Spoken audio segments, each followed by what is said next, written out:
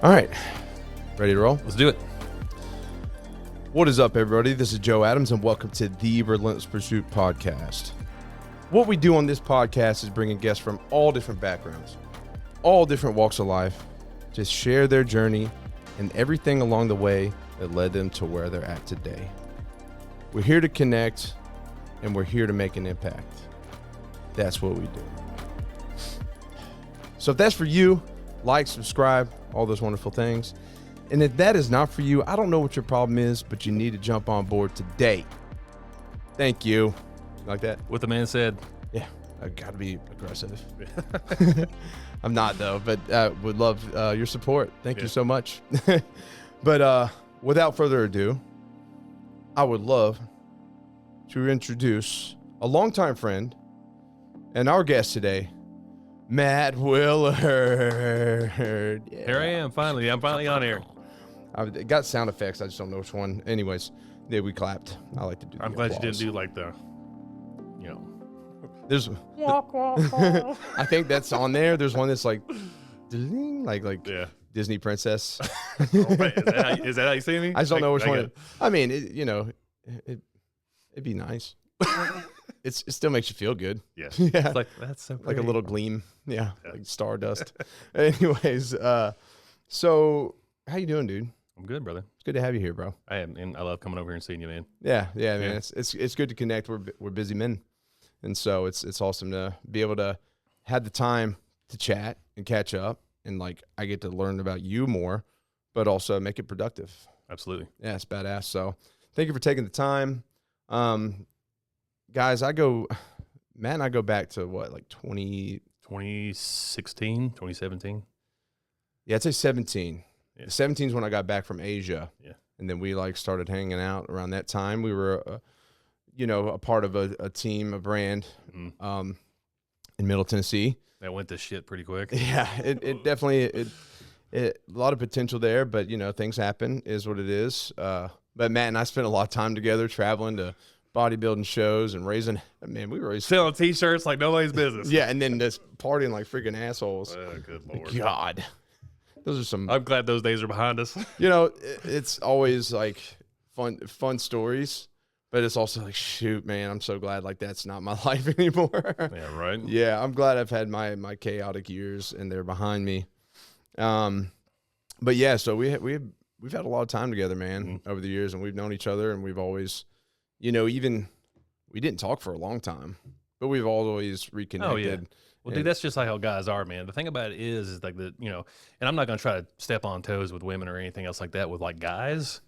Dude, if I don't talk to you for 5 years, we will touch base on the last thing we discussed. And we'll catch up in 15 minutes and be good. Yeah. And, I think it is too, and not saying not all guys are like this, but I think also being entrepreneurs, there's also that respect of like, the other dude's getting after it.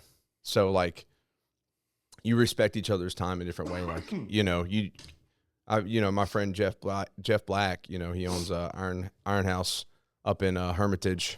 I know that's it. Yeah, Jeff's a good dude, and we talk. We're like, hey man, let's try to get together like once a quarter. Yeah. For like coffee, and I'm like, that's like a few times a year, but like it's always solid, and he's been a really good friend. So there's also that layer to it. I think that makes that time between conversation a little bit more, understandable, I guess. Yeah, I mean, the thing about it is time and distance between two people and everything else brings a lot more talking points. Yeah. So, because I've had friends in the past that was like, you never talk to me anymore, and they're like not doing anything, and it's like, well, phone works both ways, bro. Yeah, but I don't know. Do you not have enough stuff going on? Like, I can't just talk for a couple hours in the middle of the day. Yeah. Like I would love to. It's not that I don't want to. It's just like, like the time's limited as shit. Life happens. We got responsibilities and obligations to take care of, man. Yeah. That's the thing about it is, man. It's like one thing I've noticed is like since I've started my business and whatnot, it's like my friends list has went almost. Yeah. It's because, look, for what it's worth, it's like no offense to you. Yeah. But my name is my business, and I have to put everything into my business to make sure that it thrives and flourishes. Yeah. If You I love doing it. Yeah. I mean, I love this industry. I got into it. It's been about. Yeah. Go ahead real quick. Tell us what it is that you do you know, and we're going to dive into more of the stretch of it. Sure, like, sure. You know, but yeah. Well, here is my logo, if you can see it. Oh, the plug. Willard Roofing Renovations in Middle Tennessee. We cover all of Middle Tennessee, mostly residential roofing, re-roofing, repairs, things like that. I've been in this industry for roughly almost 15 years. Got back in it in roughly 2009 after the tornado hit in Murfreesboro, and I actually got with a friend of mine. His name was Robert Pinkerton, and he actually hit me up, and he's like, hey, man, tornado came through because we both did the construction. Yeah. He goes, I need some help. Didn't have a clue. Not a clue. I mean, I knew about construction, but I had no idea about going door to door and talking to people about, hey, I need to try to help you get your house back to normal and everything else. Dude, had no idea. Yeah. So I just went out and talked to people. Yeah. And I'm making a fool of myself. I was like, I ain't got a damn clue what I'm doing. Yeah. So finally, after a few, maybe 3 good months here and there and everything else. And of course, at that point in time, it wasn't full time. It was only like, doing this to make some extra money. Yeah. And then I realized you can make some good money in this business. Mm-hmm. But at the same time, it's just like, you don't want to be pushy. People hate pushy. Can't pressure people. You want to actually be there to lend a hand, be helpful, not just think about it as the money aspect, because the money will come in this business. The thing about it is, but you want to make sure that if you're actually out there for a reason, just like what you do for you do it to help people. Yeah. People who go out there with only the mindset of the money portion of it don't last too long, and I've seen it. Yeah. Because one guy that I used to work with, and I'm not gonna say any names, he still owes me money. Really? Oh, yeah. Because I used to work for this guy. Still owes me money. I'll never get it, but that's beside the point. It's just that when people see in this industry the benefits of being in this industry can be, they get happy because they see what kind of money can come in. Yeah. But then they start spending that money and doing this and doing that and everything else. Falling out. And then it gets to the point where, oh, well, you're not paying for this. You're going to rob Peter to pay Paul because you've taken money that technically wasn't yours to buy stuff for yourself. Yeah, it's shitty. Yeah. Yeah. So, I mean, you see that across the board too. It's not just the roof industry. It's a lot of different things. But, yeah. I finally solidified myself in the roofing industry back in 2013. I had kind of been doing it kind of part time, and I finally got to the point where I was like, I'm going to go ahead and jump in feet first with all this. Yeah. I think I can do it. Yeah. I mean, I'm good at talking to people. I got a pretty good open mind as far as, and a good ear to listen and everything else. I think I'm pretty good at explaining the details of how everything is supposed to, progress in the instance of like getting a roof done. Yeah. I'm pretty good at talking people through and educating them because a lot of people are clueless. Yeah. They have no idea. Like people who don't have any kind of construction background, roof go on top. It's just like that's kind of how it goes, and they're just like, I have no idea. Hey, as long as you say it well, I'd be like, oh, your roof's got water rot, and sand particles. They'd be like, oh shit. Just say it with confidence. They're like, you know what, this guy's right. I'm just kidding. But hey, you're not wrong. Yeah, you're not wrong because first getting into the actual business and everything else, you don't know the lingo, the verbiage, the proper use of the verbiage. Using stuff out of context, you have no idea. Yeah. So at this point in time, when I go out to a person's house, I'll get on their roof, inspect the roof. Okay. As I assess your roof, I know she got a lot of granule loss. The roof's pretty old. I say anywhere between 16 to 18 years. At that point in time, I give them my basic, overall assessment of what they got going on their roof. Yeah. Take pictures, do small videos so they can see exactly what I'm seeing. So they know that without a shadow of a doubt, I'm giving them every bit of proof that they need to move forward with the process. Yeah. I'm not going to sit there and just get up there and be like, oh, yeah, by the way, your flux capacitor is ruined and you got to get a new one, so forth and so on. Yeah. So that being said, honesty, integrity, and making sure that you're actually truthfully there to help people get what they need. Not just get them to try to invest in a new roof. Yeah. Yeah, and I'm sure there's a lot of people that do that too. Yeah. I mean, it happens. I see it all the time. Of course, you hear people, for what it's worth, I put my name in my business because I wanted people to know that it was my business. Yeah. Willard Roofing Renovations. Yeah. I didn't want to make up some off the wall name like, some of these companies Relentless Pursuit. Yeah. Actually, I like that. Thank you. I like that. When I first saw it, Relentless Pursuit, I'm like, it works. It does work. It works I like that. I like it a lot. Oh, but thanks, that being said, it's like, No, I get what you're saying. You want people to realize, I know this guy. Yeah. He's solid. He's good. He's honorable. He's truthful, and he'll be honest with you. Yeah. And that's what I try to be to everybody that I come across. I mean, I went out for repairs yesterday on 2 different houses. All I had to do was climb up there and put, the plumbing boots that come out of the roof for ventilation. Sometimes the boots that come out, that they get dry rotted and everything else, and they go bad. Yeah. Got up on the roof, put a new one on there, everything else. He goes, well, how much do I owe you? I said, man, don't worry about it. It took me 5 minutes. Yeah. I'm good. You're good. It took me 5 minutes. I said, here's a card. The best thing that I can ask for you is give my business a shout out to everybody you know. See, and then you tell him like, hey, I usually charge like $1,000 for that, but I cut you a deal. I cut you a deal today, bro. And then he remembers, he was like, man, that guy hooked me up. Yeah. It's like did $1,000 job. I had a guy, this is about 2 months ago. He had a long stretch of gutter that came off his house. And of course it wasn't secured properly in the first place. I go out there, this is out in Green Hills. I go out there and it's like, this is going to take some effort. Yeah. Because I'm hanging roughly a 30 to 40 foot piece of gutter by myself. Yeah. And I got to get it run the right way to make sure the water drops and drains and gets the downspout and everything else. So I'm out there and I'm like, this is going to be a bitch. Yeah. So that's where my mindset was. But at the same time, once I got it all up there and I got the first 2 secured and I knew I was pitched right, I'm like, well, that didn't take too long at all. Yeah. Went out there and everything else. I told the guy, I said, hey, man, I got you taken care of. He goes, how much I owe you? I said, don't worry about it. Yeah. Check this out. 2 months after, roughly about 3 weeks, maybe 3 weeks. I get a call from a guy who he referred to about his roof and everything else, and we did his roof. Sweet. He said, trust this guy. He's solid, dude. He Yeah. hooked me up and everything else. And this guy, he had he had a high deductible. So that being said, he was just like, man, I really don't have, $5,000 laying around. Yeah.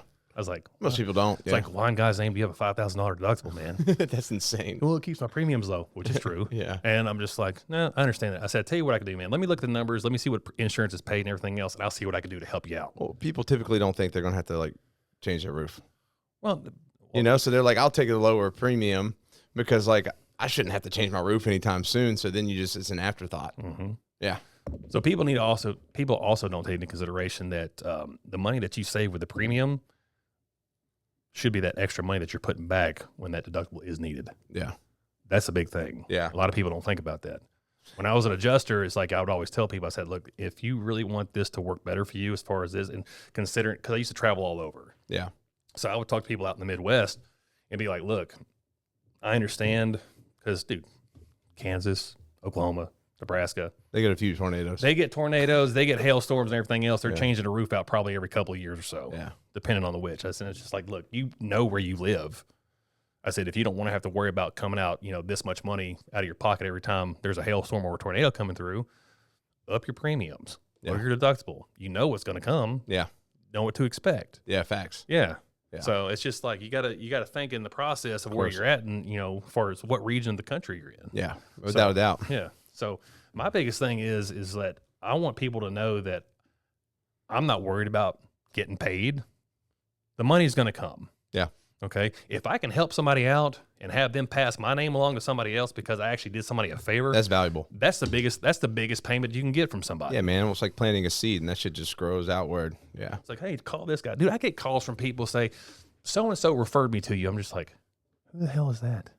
I don't remember this person. I ain't got a clue who You're like, oh yeah, he's such a good guy. It's like, oh, I love that guy, Yeah, man. dude. He's such a good dude. I'm sitting there thinking to myself, going, who is this guy? Oh yeah, I remember now. You're like, I saw him last week. They're like, Yeah. actually, he passed away like a month ago. You're like, shit. Whoops. Oops. Well, how's he doing? Well, what do you think? Oh, by the way, yes, we met in the bodybuilding world. Mhm. Obviously, you still train a little bit here and there. A little. Yeah. I got take time too. Yeah. I'm not down to the 6 days a week anymore. I do like the old Arthur Jones method of high intensity, 3 days a week. Dude, all I can manage is 3 or 4 days a week right now, and so that's what But works. But I feel great. Dude, I feel awesome. I'm gonna tell you this, and this is not a plug for anything else. Everybody try what they want to try as far as the gym goes. Dude. So everybody, gotta be in the gym 2.5 hours, 3 hours, a day and everything else. Yeah, It's like, it doesn't take ridiculous. that long. No. I'm in the gym maybe an hour and 15 minutes Same. under high duress to myself. Mhm. The intensity and everything else. When I walk out, I'm drenched. Mhm. The next day I'm sore as hell. Yeah. I know I did something. Oh yeah. I know I did something by the way that this workout and this method's supposed to work. Yeah. And the time off, the rest, and everything else that you get, dude, I'm gonna tell you right now, I have not done a bodybuilding regimen in over 2 years, Same. and I look better now, naked, if I can say that, than I did when I was actually. Just kidding. I got to edit that out. That's inappropriate. I'm just kidding. Excuse me. But that being said, it's like it allows me for more time. Yeah. Business wise, 100%. Time with my daughter. Yeah. Time to do what I want. If I want to get one of my 3 bikes out and go for a ride, I'm going to get my bikes out and I'm going to go for a ride. Yeah, exactly. It's all about like using time to your advantage and getting the most out of that time that you put into it. Yeah. So the whole working out thing for me is like, I've dialed it back, but at the same time, the intensity has increased. As far as my frequency has decreased, intensity has increased. And with that being said, dude, like I've gotten back to like I'm 278 right now, possibly. Yeah. So I almost lost my train of thought there. It's okay. But the time in the gym, I mean, I'm focused. I don't stop. I don't talk. I get through because a lot of it's superset intensities. Dude, 2 sets per exercise. Yeah. 5-second count on the positive and the negative. Mm-hmm. Okay. And then at the very end, you do a rep out set with the same weight at normal speed. And it's so great. Dude, I'm right. Dude, I love that process because I train very similar. I mean, I get my intensity from the burpees. That's like my kickstart. But when I train, dude, it's all like time under tension. Mm-hmm. Like I don't have to do 10 different chest exercises. I do like 3 or 4 maybe. Yeah. And it's all 3 sets, time under tension. And I'm way lighter weight because my ego's not in the way. And it's just, it's a whole thing. And well, all this is to say too, because a common theme is people say they're too busy to exercise. And it's like, no, you can make it work with your lifestyle. I don't have time. Yeah. No, you don't make time. Yeah. Yeah. How valuable is it to you? If you don't have your health, what do you have? Exactly. Because you think taking care of your health is expensive now, mm-hmm. Wait until you're sick. Yeah. What are you going to do? 100%. Right? Yeah. Well, now let's take it back. All right. Yeah. How far back are we going? Where you, Matt, where are you from? Where were you born? I was born and raised here in Murfreesboro. No shit. I was adopted 3 days out of the hospital when I was born. Really? Mm-hmm. Adopted, huh? Mm-hmm. Interesting. Now, technically, the adoption wasn't official until I was about 2 years old. Me and my other brother, Jason, we were both adopted from different families. Okay. So we grew up together thinking that, hey, we're brothers, so forth and so on. But grew up here in Murfreesboro. What was the result of that? Why, you mind telling us like why you were I was adopted? Yeah. I was an accident. Oh, damn. I was almost gone. So let's keep a track of where we're at. Yeah. I'm going to boost ourselves forward to about 2007, 2008. Okay. 2002, I lost my mother, my adopted mother. She passed away when she was 56. I was 23. I was in the military, Air Force. Woohoo. Yeah. Came home from overseas, funeral, everything else. And I had never known the information that I'm about to divulge. Were y'all close? Yeah. Yeah. And what I really regret is that I never had an adult relationship with my mom. Mm-hmm. I mean, because, you mature, you get older, life takes place and everything else. And you start to be like, hey, what are y'all doing for dinner tonight? Y'all want to come over and have dinner? I never got to do that. Yeah. I never got to do that stuff. And of course, both my parents are gone. My dad passed away in 2016. So the one thing that I really regret, but at the same time I have no control over, is the fact that I wish that they could see where I'm at today. Yeah. So, but they can. But yeah. So that being said, I met my real brother in 2008. Okay. Unbeknownst to me, didn't even know he existed. Yeah. My grandmother told me that after my mom passed away, again, this is back in 2002, that she told me I had a real brother. His name is Chris Wesky. My real name is William Wesky, if it was to be, what it was actually before it changed and the adoption was official. William Wesky. Yeah. I like Willard. Yeah, I do too. Yeah. I mean, it kind of grows on you. But that being said, did my best to track him down, mm-hmm. find out who he was and everything else, and had a friend of mine who actually helped me locate him out in Hendersonville. Sent him an email, typed it up, said, hey, brother, I don't know if this is the person that I'm looking for and everything else. And dude, within like 10 minutes, he goes, holy shit, is this for real? Oh my God, dude, I've heard, I learned about you years ago and I've been looking for you forever. And I was like, no kidding. Wild. Yeah. Like no kidding. Anyway, we met up in, out like off Bell Road. Went to Bailey's up there. I don't even know if it's still there anymore. This was a long time ago. Yeah. But, dude, we sat and talked and we sat up there for like 4.5 hours. That's so cool. Just talking. Just a reunion. Yeah. Yeah. Not even a reunion. This is a first meeting. Yeah, yeah. This is our initial contact. Yeah. You know, this is like, I'm like, man, and we've been close since. What a crazy experience. Yeah. I mean, so y'all are still super close? Yeah. So do y'all favor each other? Obviously. We do. Yeah. Now, here's the thing about it is, have you ever seen twins? Arnold Schwarzenegger and Danny DeVito? Yeah. I'm Arnold Schwarzenegger. Okay. He's Danny DeVito. Now, I'm not trying to put nothing bad on him and everything else, but I'm 6'2", and he's like 5'9". Yeah. So. Oh yeah, man. That's funny. Yeah. I mean, that's really cool though, and I think that's pretty powerful. I mean, I think this kind of stuff happens out there. I mean, you don't hear about it often. Yeah. But yeah, kids getting separated at birth, and the reason that we were separated is because, I mean, Chris was well, for sure, for all intents and purposes, I don't know if he was planned or not. I mean, for whatever. I know that I was told from what he told me that I was an accident and I was about to be. Damn. Or maybe it's because you're taller. You're an accident. I'm just kidding. Dude, I was 10 pounds, 9 ounces when I was born. Yeah, I was about that. Yeah. So that being said, our maternal grandparents actually talked our biological mother into giving me up for adoption. Okay. So Chris was raised by our maternal grandparents. He wasn't raised by our parents because, dude, my real dad passed away when he was 40 years old back in 1999. Okay. Our real mom is like, I think she's 68, 69 now, still doesn't have her life together. Yeah. And it's just like, okay, being adopted was probably, the best thing that could have happened for me. So me and Chris, we're 10 months apart. Okay. Like 10 months and 11 days. So technically we're Irish twins. Okay. Okay. Met my real mother by happenstance, which was absolutely just, dude, made my heart sink. Really? Yeah. I'm just like. Was it hard to accept? I didn't accept it. I tolerated what was going on at that point in time, and I was just kind of like, nope. Yeah. You don't get to call me your boy. Mm. Oh, my boys. It's good to have my boys together finally. It's like, yeah. Sorry. You don't get to call us that. Yeah. Someone else earned that. Mm-hmm. Yeah. Yeah. My mom and dad, this is who raised me. Yeah. You might have pushed me out, but you don't get to lay claim to that title at all. No, that's not her right. No. People think it is, but hey, here's the thing. I say it all the time. Blood is chosen, man. Like the people, your family is chosen. Like I've got people who are blood that are not close, and I got people who aren't blood who are closer. Yep.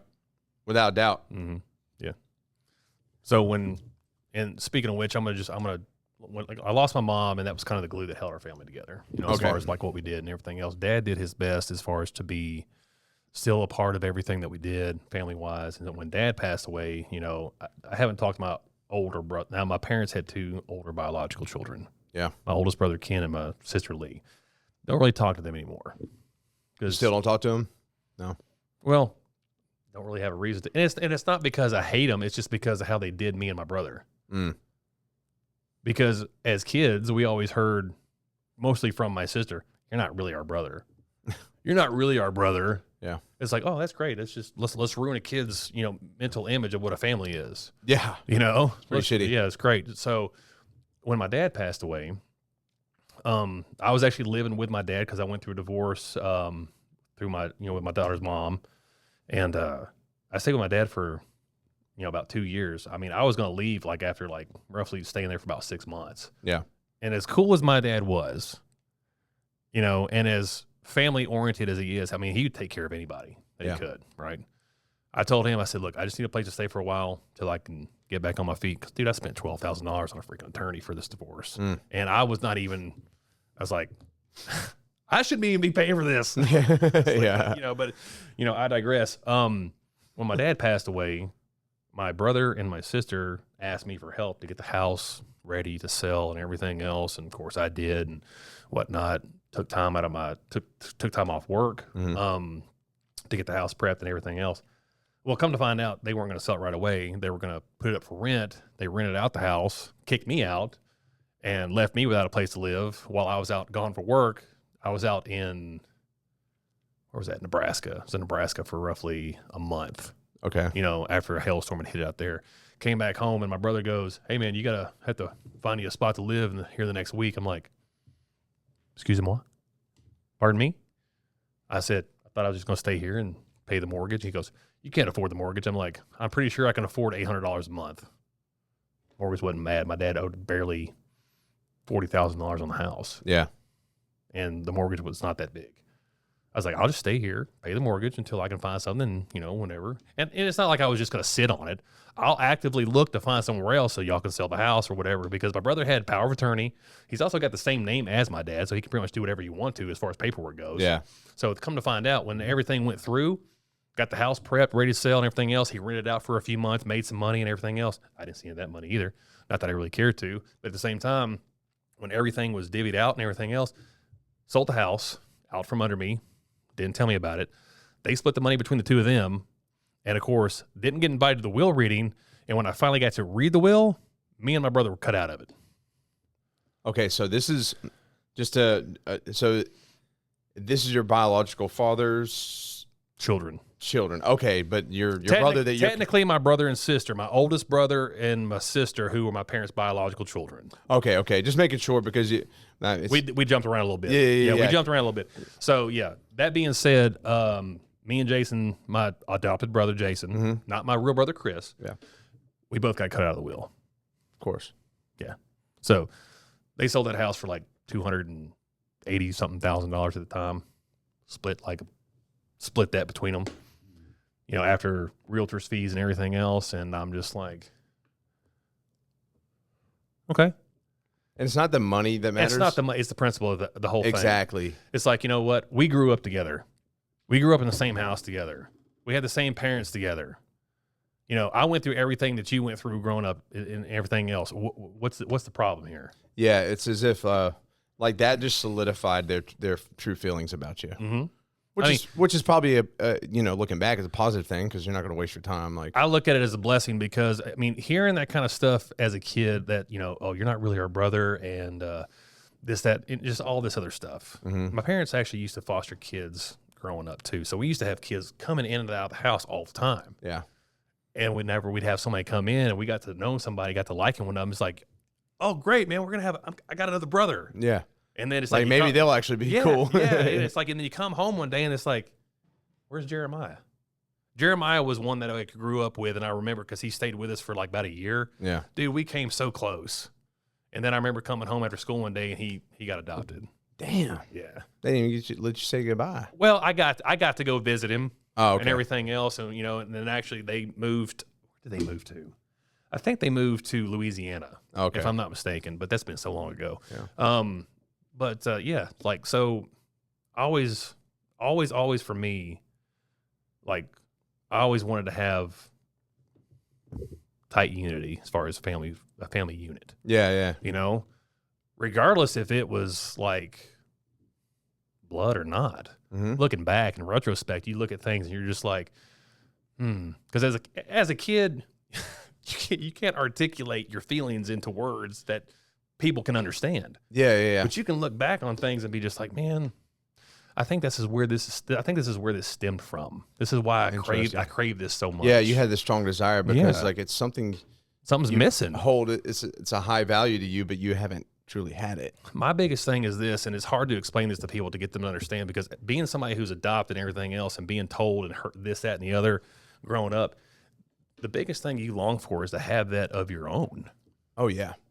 It's like, I want my own family. I want to be married. I want to have a child. I want to have a wife. I want to have somebody that I can, grow old with and have fun together and everything else. And then when it finally happened for me with my daughter's mom, dude, I was happy. I was in love. Loved this woman.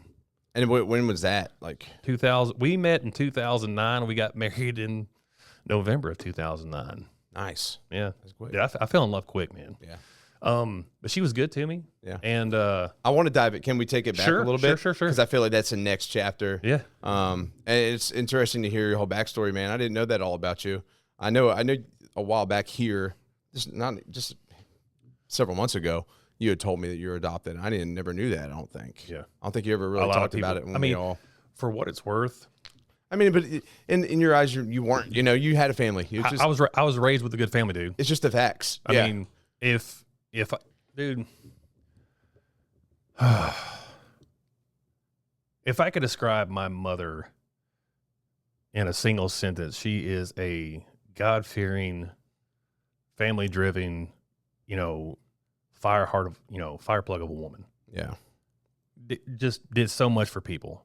If you could say anything to her right now, what would you say, dude?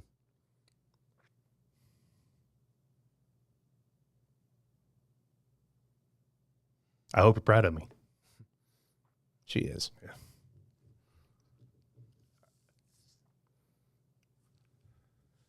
Yeah, give me a second. Yeah, take a breather, bro. Take a breather. I actually had a friend of mine because, I try to do as much with my daughter as I can. Yeah. When I have her, do this. And, sometimes, dude, there's times where we just sit on the couch. She'll play her games, and I'll be just like she's got the Zelda game on her Switch, and I'm over here going like this. Okay, what are we watching? What are we doing here? Yeah. Okay, now these right here, because I remember the old game. Yeah. So it's like there's still some of the main characters and everything else, and I'll just sit here and watch her, and everything else is like sometimes we'll do that. And hopefully her mom doesn't see this podcast because sometimes I take her on the motorcycle ride. So much. Just a little spin. Just a little spin. Yeah. But somebody asked me, it's like, if there's anything you could give to your daughter, what would it be? And I was like, well, she doesn't really want for anything because she's not that kind of person. And I've raised her not to act like material possessions mean anything. Now it's nice to have stuff. Yeah. Don't mind that stuff. I like having stuff. I mean, but it doesn't define your life. Yeah. You know what I'm saying? Oh, yeah. I could do without where I'm living. I could do without stuff. I mean, I don't really give a shit otherwise. I miss having a family. Yeah. But I told my friend, I said, if I could give my daughter one thing, it would be time with my mom. Yeah. That'd be the biggest thing. Yeah. She's the only granddaughter. Uh, My parents, I got nephews. So all I got is nephews. She's the only granddaughter. girl. Yeah. Yeah. And she won't, she won't get that time here. No. Right. No, she won't get it here. But thankfully, she was able to have time with my dad. Yeah. For a good 6 years. Yeah. She called him Poppy. And, dude, I've got pictures. Hold on a second. Sorry. Work stuff, man. I apologize. Guess I'm the bottom of the barrel here. Don't roll your eyes at me, son. But, she got to spend time with my dad, and, dude, I've got pictures of them just like, the bond that they had was great. And when he actually left this earth, man, she was heartbroken for a while. Yeah. It's good they were able to build that kind of connection, though, too. Yeah. And that's one thing. How I always go to the Waffle House, I'm there every morning. Because that's something me and my dad used to do all the time. Yeah. So Dad would come home from work. He drove a truck. He'd come home sometimes late at night, sometimes early in the morning. Yeah. And he'd come upstairs and he'd go, "You ready to go?" Waffle House. Like, oh yeah, let me get dressed. Let me get up and go. Dude, it would be like 4 o'clock in the morning. He'd come up to my room and he'd knock on the door. He'd come in. He says, "Hey, you want to go to Waffle House? I'm hungry." I'm just like, yeah. Let me get up. And dude, we go to the Waffle House and we sit there for a couple hours and we talk and we catch up and he drink coffee and everything else and just have that time. Yeah, I'm just gonna write something down. Sure. It's just a reminder that you made me think of. But that's cool, man. And I mean, Waffle House, that kind of place, dude, it's special. Yeah. Yeah. I mean, my family, that's like our tradition for me, Lydia, and Oz. Like that's Christmas night. We'll go. Yeah. We'll go to Waffle House. Me and Addie do the same thing. Yeah. Yep, absolutely. Lydia, we started doing that a couple years ago, and then it's just like now we've like it's a tradition, that's the plan. Man. Yeah. Yeah. It's pretty cool. Yeah. Like the energy there is cool. So me and my dad used to do it. So now it's like me and Addie do it. Yeah, that's sweet. It's like it's just always something that we do together, and it's like it's like keeping that memory alive. Yeah, for sure, man. Yeah. So and those are the things you pass on, man. I think people. At the end of the day, like for example, you were left out of the will, but that doesn't matter. It's the principle, and it's the thing. It's that values and stuff you pass on, like me with like helping out there in North Carolina. Like I'm just doing my little part, right? But if something was to happen to me, like that's the stuff I want to pass on to my daughter. Like, oh yeah, my dad was like helping people, and like he was, like that's the shit that has a lasting impact that carries long beyond me, because like that's the kind of actions I want her to pursue in her life, like being giving and like compassionate and stuff that like we need so bad in the world today, and that's I may not have all the riches, and that's fine, but as long as I pass her on some righteous actions and values to take on with her journey, like that's all I could ask for. No, I mean I can I can understand that exactly, but at the same time, if I may touch on this, the thing about it is a lot of people talk about leaving a legacy. Yeah. The thing about it is I don't care about a legacy for me because when I'm gone, dude. Oh yeah. The thing about it is I want a legacy not to be like recognized through acts of service or anything else, because that's going to happen regardless. Yeah, but that's not your primary focus. No. It's what you leave to the people who are in your life. Oh yeah. Like your daughter. Yeah. You want her to be able to look, grow up and actually have the same traits as you, hopefully that you've instilled in her when she gets older. Yeah, exactly. That's the legacy you want to live. It's like, man, she is just like her daddy. Yeah. That's the biggest thing. Yeah. Because people tell me, you're just like your dad. Yeah, right? It's like, well, you know what? I learned from a man who never graduated beyond 7th grade. Yeah. Okay. He was a self-made man out of everybody in his family, and I can probably say this, from what I know of his side of the family, he's the only one in his family who made something of himself. Yeah, for sure. Hell yeah, man. Yeah. Well, so I'm curious, like, born and raised in Murfreesboro. Mm-hmm. What was it like growing up in Murfreesboro? It's a small town back then, bro. Yeah, for sure. I mean, so I've heard. Yeah. Were you involved with I know you had the dynamic with your siblings and whatnot, but like, were you an athlete? Were you involved in a bunch of different things? God, no, dude. I was a skinny kid. Oh, really? I was a skinny kid. You ask anybody, if anybody watches this podcast who knows who I am, who knew me as a kid, oh yeah, skinny dude with a big head. Yeah. I mean, it's just what it was, man. It's just like, now you match your head size. See, that's why I worked out. I want to catch up with the head size, bro. It's like, that's what works. So as a kid, I was active. Yeah. Now, I didn't really play sports a lot. Now, the first sport I ever played was soccer, is because I was at soccer games with my brother because he played soccer, and I'd be sitting there watching back and forth, back and forth, back and forth. And then my mom was like, because I was kind of getting into it. And then finally she asked the coach if I could be on the team, and she just goes, go. So I got out there, I'm like, what am I doing? Yeah. I ain't got a clue. What's going on. So yeah, the first actual thing I actually played was soccer, and then I got into t-ball. Yeah. And the t-ball just is what caught me. Oh, okay. Cool. So loved t-ball, man. Loved baseball, and did that for years.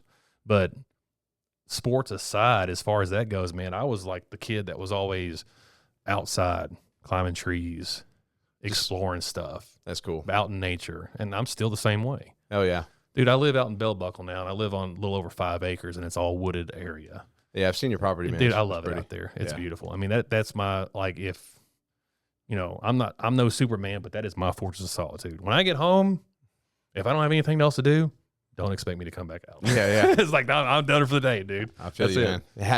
Having land out in the woods is ideal. That's the goal for me. Yeah, but also, man, growing up in Murfreesboro, it's like everybody knew everybody. Mm-hmm. You ain't gonna have that now. Like where I grew up, let's see here. Okay. Cason Lane area. Okay. You familiar with that area? Okay, so you know how it's 2 lanes plus a turning lane. That's where I got hit out there. Oh, is it really? Cason Academy right there, the intersection. Oh, wow. Yeah. Dude, that people don't watch right there. Yeah. Yeah. So anyway, that road used to be 2 lanes, narrow 2 lanes, very narrow, canopy of trees over the entire, just all the way down. It had farmhouses on the left. You get further down, there's farmhouses on the right, and the road where the school is, where those is right there. That used to turn sharp left on Cason Trail, and then River Rock Boulevard was the rest of it. It went like this way, and out. Yeah, that was Cason Lane. River Rock Boulevard wasn't there. Okay, the rest of Cason Lane wasn't there. The school wasn't there. That was all farmland. Yeah, all those houses on the St. Andrews side, that was all farmland. Oh yeah, it was either cotton, corn, beans, or tobacco. Hell yeah. Okay, that's changed a lot. It changed a whole lot. Yeah, but you can still see where the tree lines were as far as the sectioned off tracks. Yeah, of the farmland. Yeah, a lot of those are still there. But growing up, man, we used to ride our bikes all over that place as kids because we didn't have to worry about like the way the world is today. Dude, we'd go out and we'd ride our bikes and we'd go all over the place. Man, parents didn't know how far we went in a day. Yeah, I mean, even when I was a kid, there was just like, hey, be home by when the lights come on. Yeah, that was it. Yeah, man, it was actually really cool. It sucks. I can imagine sending my daughter just like, hey, come back later. Hey, make sure you're home by the time the streetlights come on. Yeah, I'd be like checking the GPS. I'd be like, where's she at? So when we finally moved out of that area, we actually moved to what, at the time as kids, we considered in the country. Yeah. Now, how you go down 96 towards Franklin? Mm-hmm. Veterans, left and right. Okay. Well, 96 used to be 2 lanes for the longest time out that way. Trees all along the side of the road, houses and everything else. I mean, it's built up. When I came home in 2007 and saw what was going on, I was like, good God almighty. Yeah, it's blowing up. What is happening to my town? Yeah, yeah. So that being said, where Veterans is right there off 96, right there, we used to live up that road, and as soon as the road breaks and curves, we lived in this house that was up out in the trees up the hill a little bit. Yeah. Now we call it, that was considered us out in the country because it was way past the city limits. Yeah. So, dude, we thought that we had a good time where we were. Mm-hmm. When we moved out there, dude, there was so much stuff to do. Oh my God. It was nuts, man. We met kids in the neighborhood. We actually had a pool in the backyard, man. We had, pool parties with all the kids and everything else. We'd get on our bikes and we'd ride all over God's green earth, man. That sounds it was so much fun. That's good. So you had a good childhood. I had a great childhood, man. That's awesome. I mean, if I hadn't honestly, if I had not been adopted, there's no telling what kind of person I'd be. Yeah. With the parents I've probably been raised with. Yeah. So, I mean, it's a blessing for sure that Aubrey and Betty Willard found me and raised me. Yeah, man. So, hey, props to them for doing so. Absolutely. Hell yeah, man. And so, going through school and everything, when did you decide to go in the Air Force? Because we're both Air Force dudes. Yeah. Tell us a little bit about that journey. All right. So I'm gonna start back in high school. Okay. Because I wasn't into sports much. I mean, I tried playing 7th grade football, and like I said, I was a skinny kid. Yeah. I got my ass tossed around pretty good. I couldn't take a hit. Sounds like a bad prison story. Yeah. I'm just kidding. You're not far off, man. It's like, people used to say the dumbest stuff when you look back and you're like, did you really just say that? Yeah. Oh my God. Yeah. Oh, jeez. But the biggest thing is like, I love sports, but dude, I didn't have the frame for it. Yeah. Dude, 7th grade, I went out, dude. I was out there for 3 weeks. I'm just like, done. Can't do this anymore. Dude, I was freaking bruises all over me, hurting and everything else. Never really played sports. Finally getting to high school, and it's like I wanted to do something active because it's like I feel like I had all this energy to expend, and I'm just like, I need to do something. Yeah. Right? So I joined the wrestling team. I got picked on. Yeah. Not like seriously picked on, but there was always guys who would make fun, point, and everything else, shove me, this, that, and the other. I'm just like, this is the best way I can learn to defend myself. Yeah. Right? Yeah. So I did. Yeah. And I got good. I wrestled all 4 years of high school, man. And I got to tell you what, I only made it to state once, and the guy that I went up against cleaned my clock, dude. He was good. Yeah. He was really good. But that being said, I learned as much as I needed to learn how to hold my own. Yeah, for sure. And yeah, I finally got to the point where it's just like I needed to, take all this, what I've learned, and take it into another area. Into your future. Well, not so much my future, but it's just like, okay, I've learned what I can with wrestling and everything else, but at the same time, I was kind of like, this was like my sophomore year. Because my freshman, sophomore year, the only sport I did was wrestling. Yeah. Okay. Well, all 4 years, but freshman and sophomore year, I was a manager on the football team. Okay. Freshman year, I only did the manager thing for a little bit, and then I was just like told I wasn't needed. Yeah. I was like, that's cool, no big deal. So sophomore year, I went to the Coach Ricky Field over at Riverdale, still there. Okay. And that's swear to God, that man has not aged. Yeah. They say black don't crack. This guy's a prime example. Right. This dude, I've known this man since I was 5 years old. He still looks exactly the same. Really? Yes, he does. That man is like a celebrity. He's a mentor to a lot of people. Yeah, for sure. I mean, the person that he was and what he's done for people as far as sports and stuff like that, not only in school, the man is a good man. I have to get him on here. Dude, he's great. So here's the thing. You talked about sports and stuff like that, right? Yeah. I didn't really get into sports other than wrestling in high school. Mm-hmm. And after being a manager, now, of course, coming off a championship win didn't really hurt as far as wanting to join the football team. Yeah. I wanted to join the football team so I could work out. Yeah. Because we didn't work out in the wrestling team. Everything else, it was all body weight stuff and everything else. Conditioning. Keep us agile, keep us conditioned, things like that. I wanted to put on some muscle. Yeah. Like if I'm going to be on the wrestling mat, I want to be able to manhandle whoever I'm up against. Yeah. And of course, that's where I went to. So I didn't start playing football till my junior year. Now, my junior year, still wrestled, played football. I was on the third string defense and offense. I didn't play. I didn't do anything, but I did what I was supposed to do. I worked out, did my plays, did what I was supposed to do as far as my position goes. Coach saw my efforts, and I didn't expect to play. I really didn't expect to play. I did it because, hey, I can have my PE class is going to be in the gym. Yeah. I can work out. Yeah. So this is nice. Oh, yeah. Yeah, right? So that being said, I worked my butt off, did what I was supposed to do, because if I didn't do what I was supposed to do as far as helping out the actual first string defense and offense, my ass was going to be sitting on the sidelines. Of course. So I had to do what I had to do. That being said, Coach Rankin over at Riverdale watched, and I remember it was after summer two-a-days going into my senior year, he sat me in his office and said, Willard, seen a lot of improvement with you, and just to let you know, you're starting this year. Nice. Dude, I was, I mean, in here, I was just like, holy shit, this is awesome. This is the best thing ever. Yeah. My demeanor was like, I appreciate that, Coach. Thank you so much. Oh, yeah. And I got up and walked out, and I was just like, dude, I got it. Yeah. Because I went from like my sophomore year to my junior year, I went from like weighing 155 pounds to like about 168.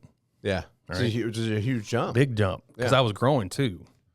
My sophomore year, the end of my sophomore year, or the end of my junior year, I'm sorry. I went from weighing like 175 into my senior year when I was working out. And I got to the point where I was working out like religiously. Yeah.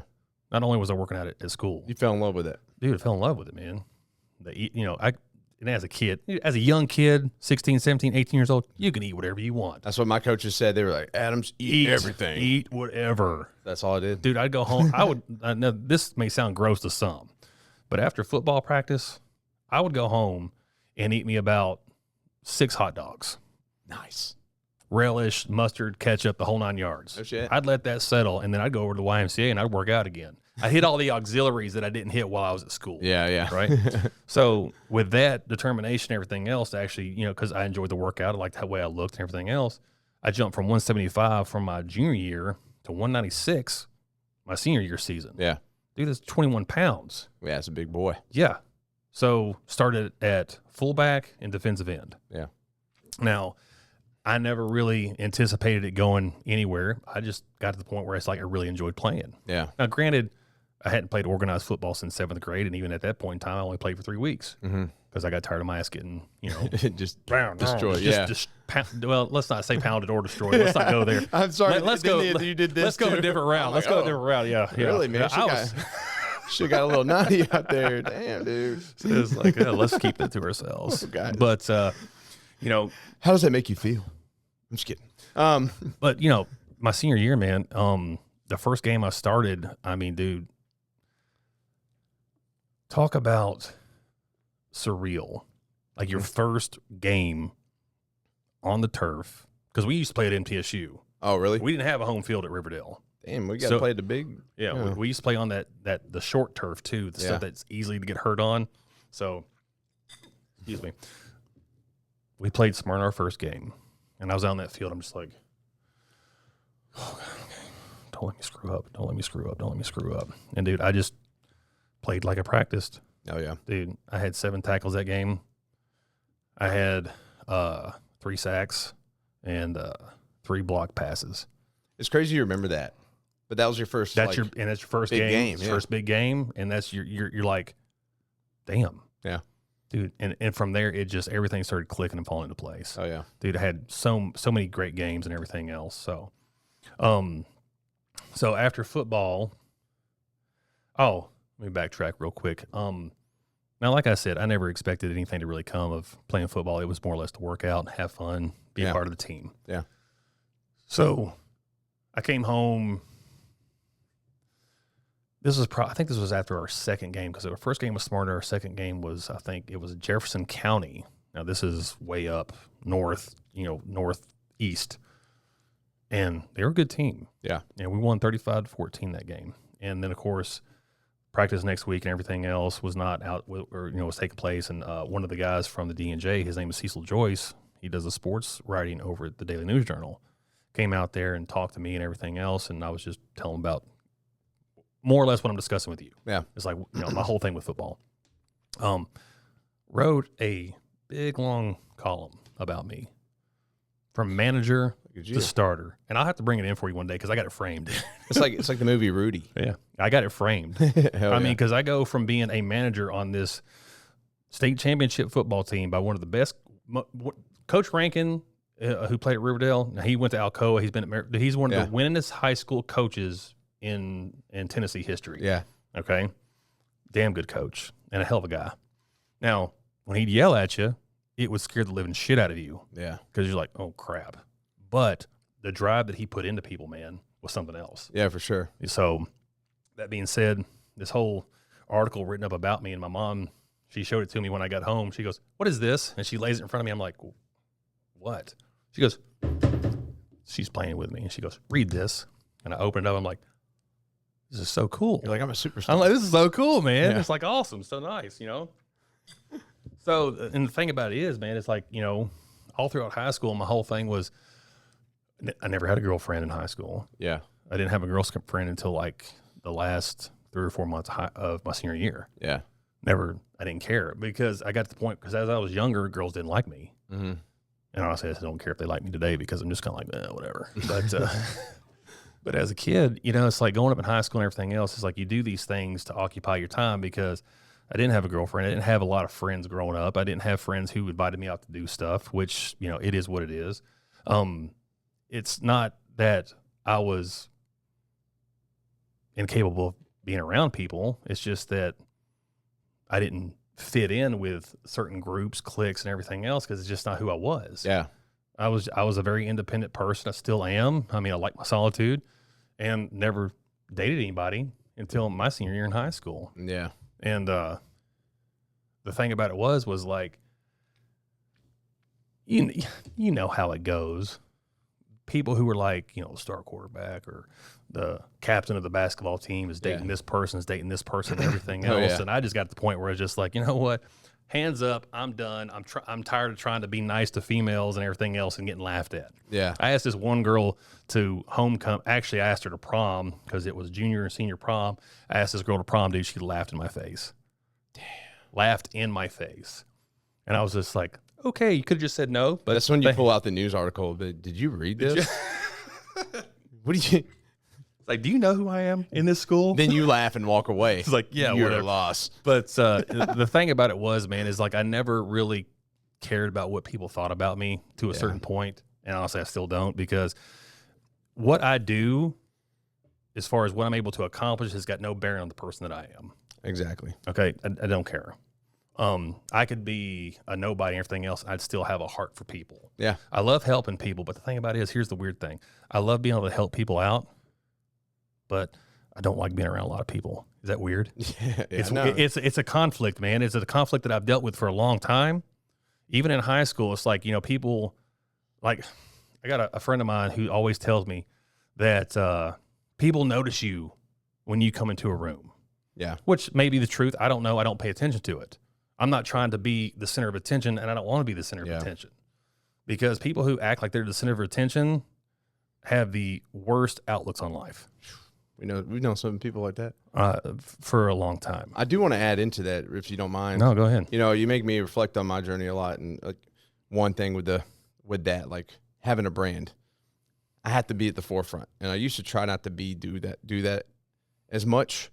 I had more of the team displayed and whatnot, and then over time it was like, Joe, but for you to grow, it's built off of your story. You have to be, and it's always been a hard thing for me because it's like, who am I? Yeah. But that's how I'm able to grow. How I'm able to impact people. Like, I got to own it.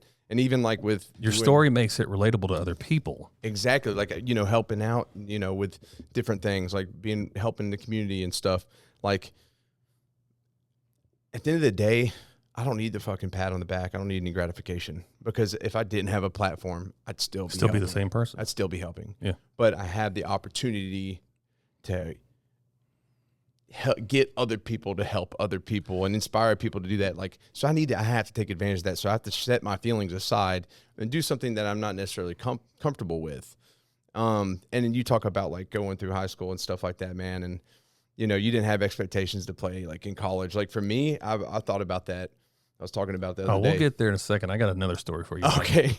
But I just, you talk about, to me, it's like, dude, right now in my life, like, especially the past several years, I have so much discipline and drive. I'll say those are two of my like strongest attributes. It's just discipline, drive, and just keep going.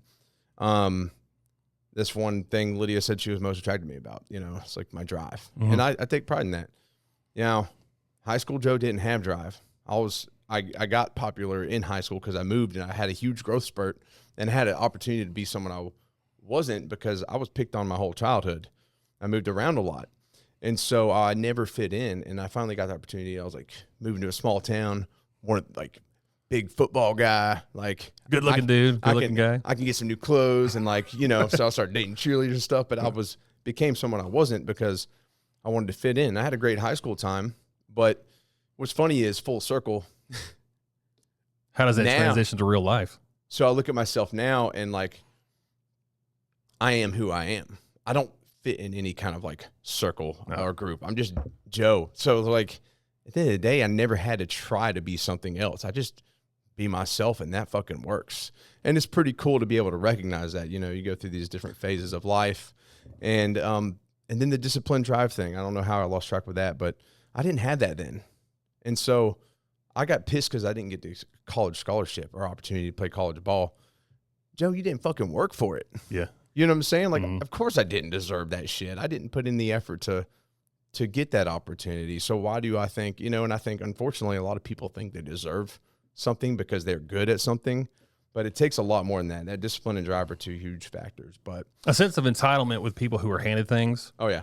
Because I've seen this firsthand with a lot of different things, that not only sports and things like that, people in certain positions because of who they are, stuff like that. Like there's this one guy that I know that I grew up with. Okay, he was always about football. I'm not gonna say his name, but for what it's worth, he was offered this and offered that and everything else because of who his parents were. Dude, that doesn't do anything to teach anybody about grinding in life to excel and achieve what your ambitions are. Yeah. Because you think, I'll just be taken care of because, this is the way it's always been. Yeah. People who grew up with that mindset, and I don't want to say, and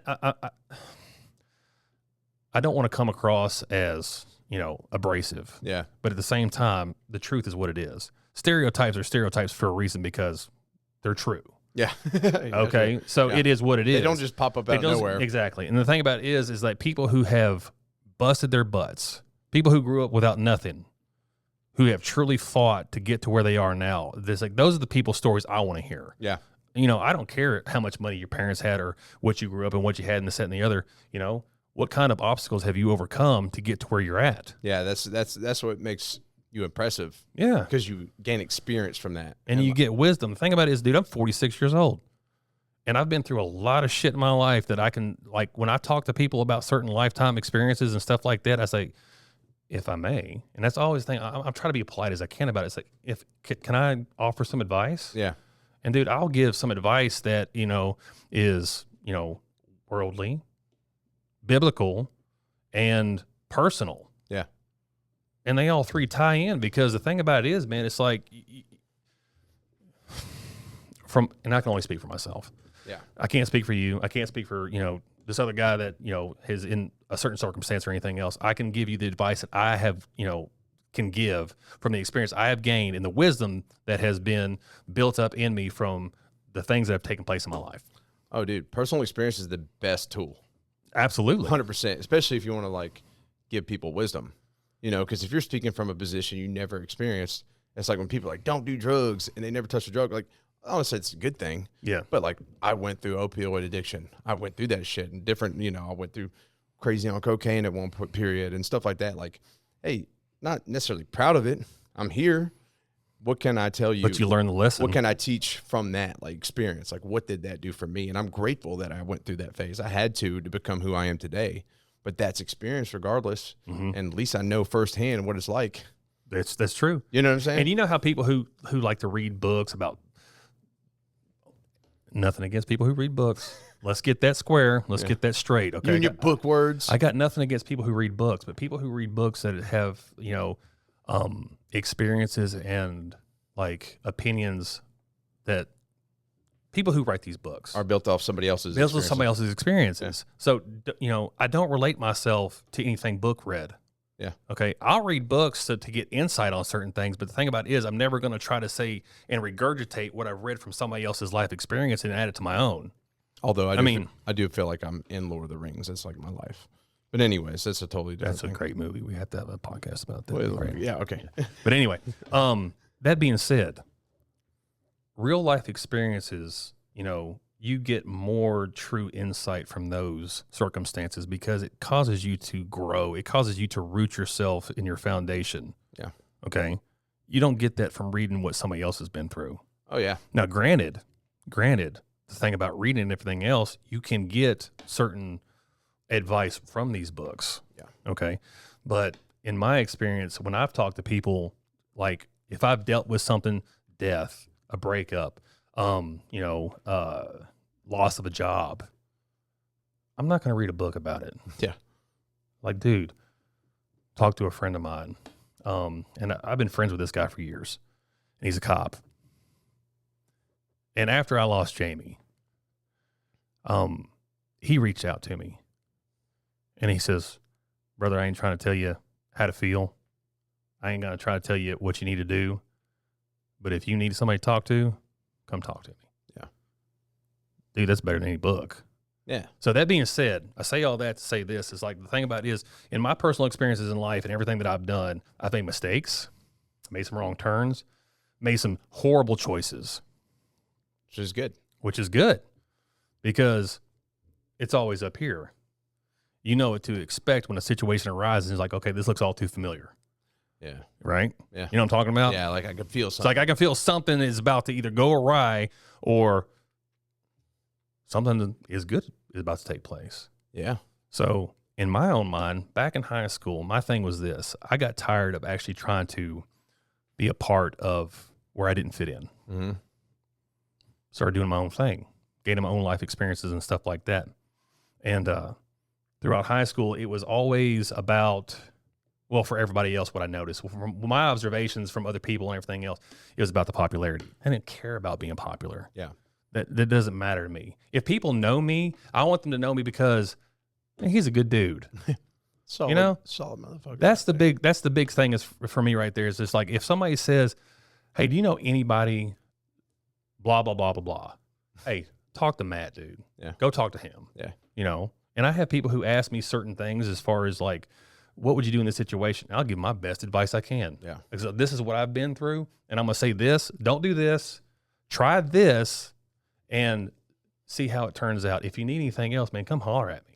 Yeah, man. I mean, and that's the thing. And if, you know, you, by doing so and being authentic in that way, right, you also connect with people that have had different experiences than you. Mm-hmm. So you can, you know, still help somebody out even though you directly can't. Like, hey, you know what? I don't have much insight on that experience. I can't really understand, but my boy went through something very similar, and you know, he'll reach out to you if you want to talk or something like that. Exactly. You know what I'm saying? Yep. Like, I was talking about this to a client today, and like, you know, suicide's a big thing. Mm-hmm.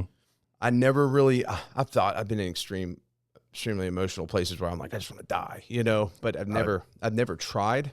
And you know, it kills me for that people that have experienced that or like gotten to that point or whatnot, but I don't understand because I haven't been to that point, you know, of like the attempt or whatever. And it's heartbreaking, but I know a lot of people that have. Yeah. And I've learned from their experiences and their stories, but directly telling me and like, you know, I've understood the best I could. Yeah. You know, but I'm like, hey, you know, I don't have insight, but listen to this person's story. Like they got there. Yeah. You know what I'm saying? I'm not going to act like I know what I'm talking about when I don't. You know what I'm saying? I think that comes to any situation. Absolutely. I mean, you know? The biggest thing with like gaining wisdom in life and everything else is like the guidance you can give to others. Yeah. And that's big because, you know, a lot of people who, okay, for what it's worth, it's not to say that everybody's always going to go through certain things in life because some people can coast through life. Nothing bad ever happens to them. It's like good for them. Well, to a point. To a point, because the thing about it is they've never had to deal with certain issues, you know, throughout their life. And all of a sudden they come to this one big instance where their whole world falls apart and it just comes crashing out and they don't know how to handle it. Yeah. those kind of people who have not, dealt with like those kind of things, from either as a childhood, teenager, young adult into, adulthood, dude, it's crushing. So this translates into fatherhood, and I'm sure you can relate to this because as a father of a little girl, same, you probably told her, like, in your own way, like, I want to protect you from everything. And like, you wish you could protect them from everything. And like, you let me know if you relate. I mean, I'm sure you do, just knowing you, but I look at my daughter and I'm like, how old is she now? She's 18 months. Okay. And I'm like, God, I never want you to go through any hurt or pain or anything like that. Like, as of course. As a father, you always, men are protectors. Yeah. And so like thinking of her having to go through that is like, it makes me want to like tear up. It's soul crushing. Because it's like, God, even like thinking of you in pain from whatever, it's just like, it kills me. But I'm like, what fucking good would that do if I really tried to protect her from everything? She's going to have to feel pain. She's going to have to go through experiences that are difficult. Yeah. And because I want her to grow, I want her to be better, and she's going to have her own experiences in life. That's what helps improve her. So it would do her no good if I protect her for everything. Because what if I did that for such a long time and then I just disappeared and then she doesn't have, you know what I'm saying? It's the sheltered mindset of a helicopter parent and everything else. And I will say this. I know how I was raised. Yeah.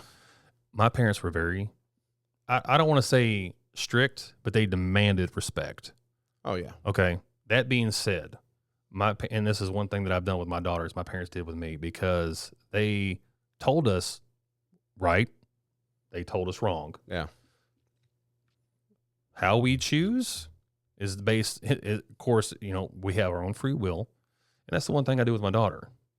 I say, now you can choose to do this, or you can, and of course, I'm speaking in general here. I'm not going to speak on any specific topic. Yeah. In general, being said, it's like you can either choose to do this or you can choose to do that. If you choose to do this, there's consequences. Yeah.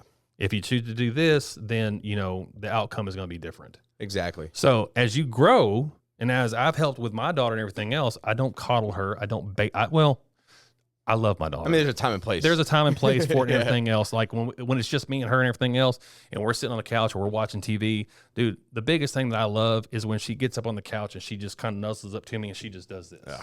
Dude, simple stuff like that. It's the best, man. It's the best thing. But you still have to realize that she is her own person. Yeah.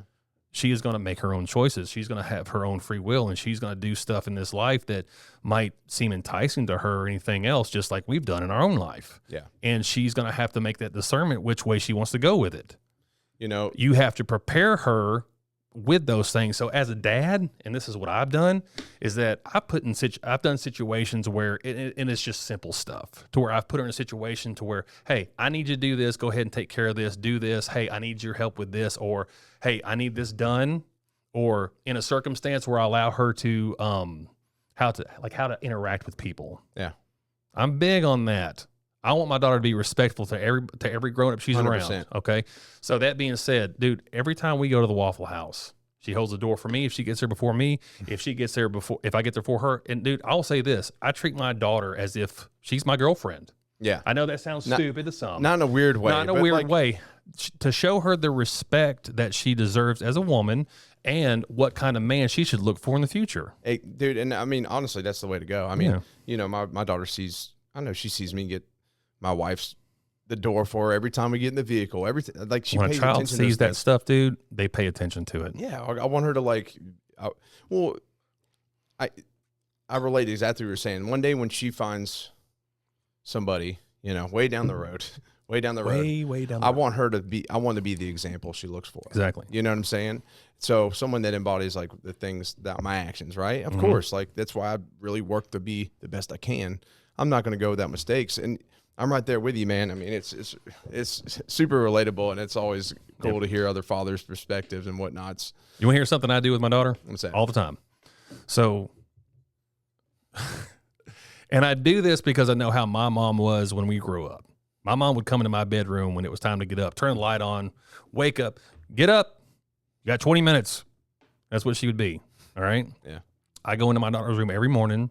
Now, of course, I've gotten her to the point where she needs to be responsible for getting herself up. She's 14 years old. It is your responsibility to set your alarm, get up, get dressed, be ready to go when it's this time. Yeah. We leave the house at 6:40 every morning. be ready. Yeah. Right. That being said, if you're not, you get left in the dust. I'm just kidding. Well, I tell her this. I said, if we're late because you dragged your ass, I'm not rushing. Yeah. I'm not going to rush. If you're late to school, it's on you. It's on you. Okay. Because I'm waiting on you to get going. But that being said, when I walk into her door every morning to make sure she's up, I say, baby, you good? All right. And what I do, I come in there and I bring her water. Oh, yeah. You know, Yeah. Bring some water, get going. Let's go. Let's do this thing. She gets ready. I get ready. I'm like, come out of my room. I'm dressed, ready to go to work. What's she doing? She's waiting on me. Yeah. For the majority of the time, dude, she's waiting on me. Yeah. She knows. Yeah. I've said it in her. I have put it, I've drilled it in her head. Be ready, be ready, be ready. Yeah. So every time we wake up in the morning, she's waiting on me. Yeah, teaching her that discipline. Don't have to wait on, I don't have to deal with that. Now, the thing about it is, at her mom's house, her mom always going, how do you get her to do this? I said, because I'm consistent. Yeah. Stay consistent. Consistency's a big key. Every time we're out. Everything. Everything. It's key with everything, man. Like with my job, with my work and everything else, I'm always checking in with my guys. Hey, does anybody need help today? You know, this kind of stuff. I even talked to her mom and said, hey, what are y'all doing? And it's like, oh, we're working out in the yard or whatever. I said, y'all need any help? You know, I try to be kind as I can to everybody else. But the biggest thing I want my daughter to see as far as how I treat her is everywhere we go, like in the mornings, when we get in the truck, I open her door. Yeah. Okay. When we go out to eat somewhere or anything else, when we're done, I open her door. I open her door in. Dude, I even pull out her chair and sit her at the table. Yeah. She's going to know. And I've told her this. I've said this to her straight to her face. I said, if you ever date anybody who does not do this stuff that I do for you, he ain't worth it. Yeah. Period. Just end them. I'm not going to have my daughter have to deal with some asshole who treats her like just, you know, a floor mat or anything else, because then I'm going to get involved. Well, and then, you know, yeah, exactly. But there's also that bridge. And one thing I pay attention to is that authoritative relationship. Like a lot of parents want to be authoritative. But too many people want to be your friend. So you got to bridge that gap, right? You demand respect. But I also want here's the thing. There's so many things that go on in this world that people don't share, like their childhood and whatever. And you know, yeah, we're good. Just making sure. Yeah. We got another minute. I'll finish with this and we'll do one more segment. But, you know, here's the thing. My daughter's going to go through whatever experience is right. Even if she makes a mistake, I don't want her to ever try to hide it from me. So how do I build a relationship that's not like every time she does something wrong, I'm not yelling at her throat, you did something wrong? Because guess what? She avoids that. Mm-hmm. Okay, let's discuss this. You screwed up. Mm-hmm. You're better than that. Mm-hmm. Let's talk about how you avoid that. There's going to be consequence for your actions for sure. That's life for everything you do. But how can we avoid that mistake down the road and just discuss things, not yell at her, yell down her throat, because then she's going to be standoffish. And then when she goes through something, if she was to go through something really bad, I don't want her to hide that from me, because there's going to be times she needs me, but she's scared because how I might react. Right. And that's really key right there. So, and I think parents to think you lied to me. You were supposed to tell me this. It was like, why would you want to tell somebody something when they're always doing this at you? Or were you going to have to worry about the line coming out and they're like, oh my God. You know, the family thing for me, man, because, you know, we talked about like, you know, me being adopted, growing up, wanting a family and everything else. And, you know, I was married when I was in the military. And, of course, we got married young and it didn't work. You know, I was in for 8 years. And the time that I was in England, which was great. We'll have to talk about that too. But, dude, she hated it. Yeah. I mean, she knew she signed up for it. I was already in the military when we met. And now it didn't work. I got out to try to work on things. Dude, 6 months later, we're divorced. Tell you what, I hear a lot of, man, the amount of stories I hear. Anyways. So, yeah, that being said, man, it's like I got out and everything, and to kind of, because I was going to be a lifer, dude. I was going to go in because it's just like, because after high school, I got a partial scholarship to play at UT. Okay. All I had to do was maintain a certain GPA for my freshman and sophomore year. After that, if I maintained it, I'd get an academic scholarship and I could play football. Yeah.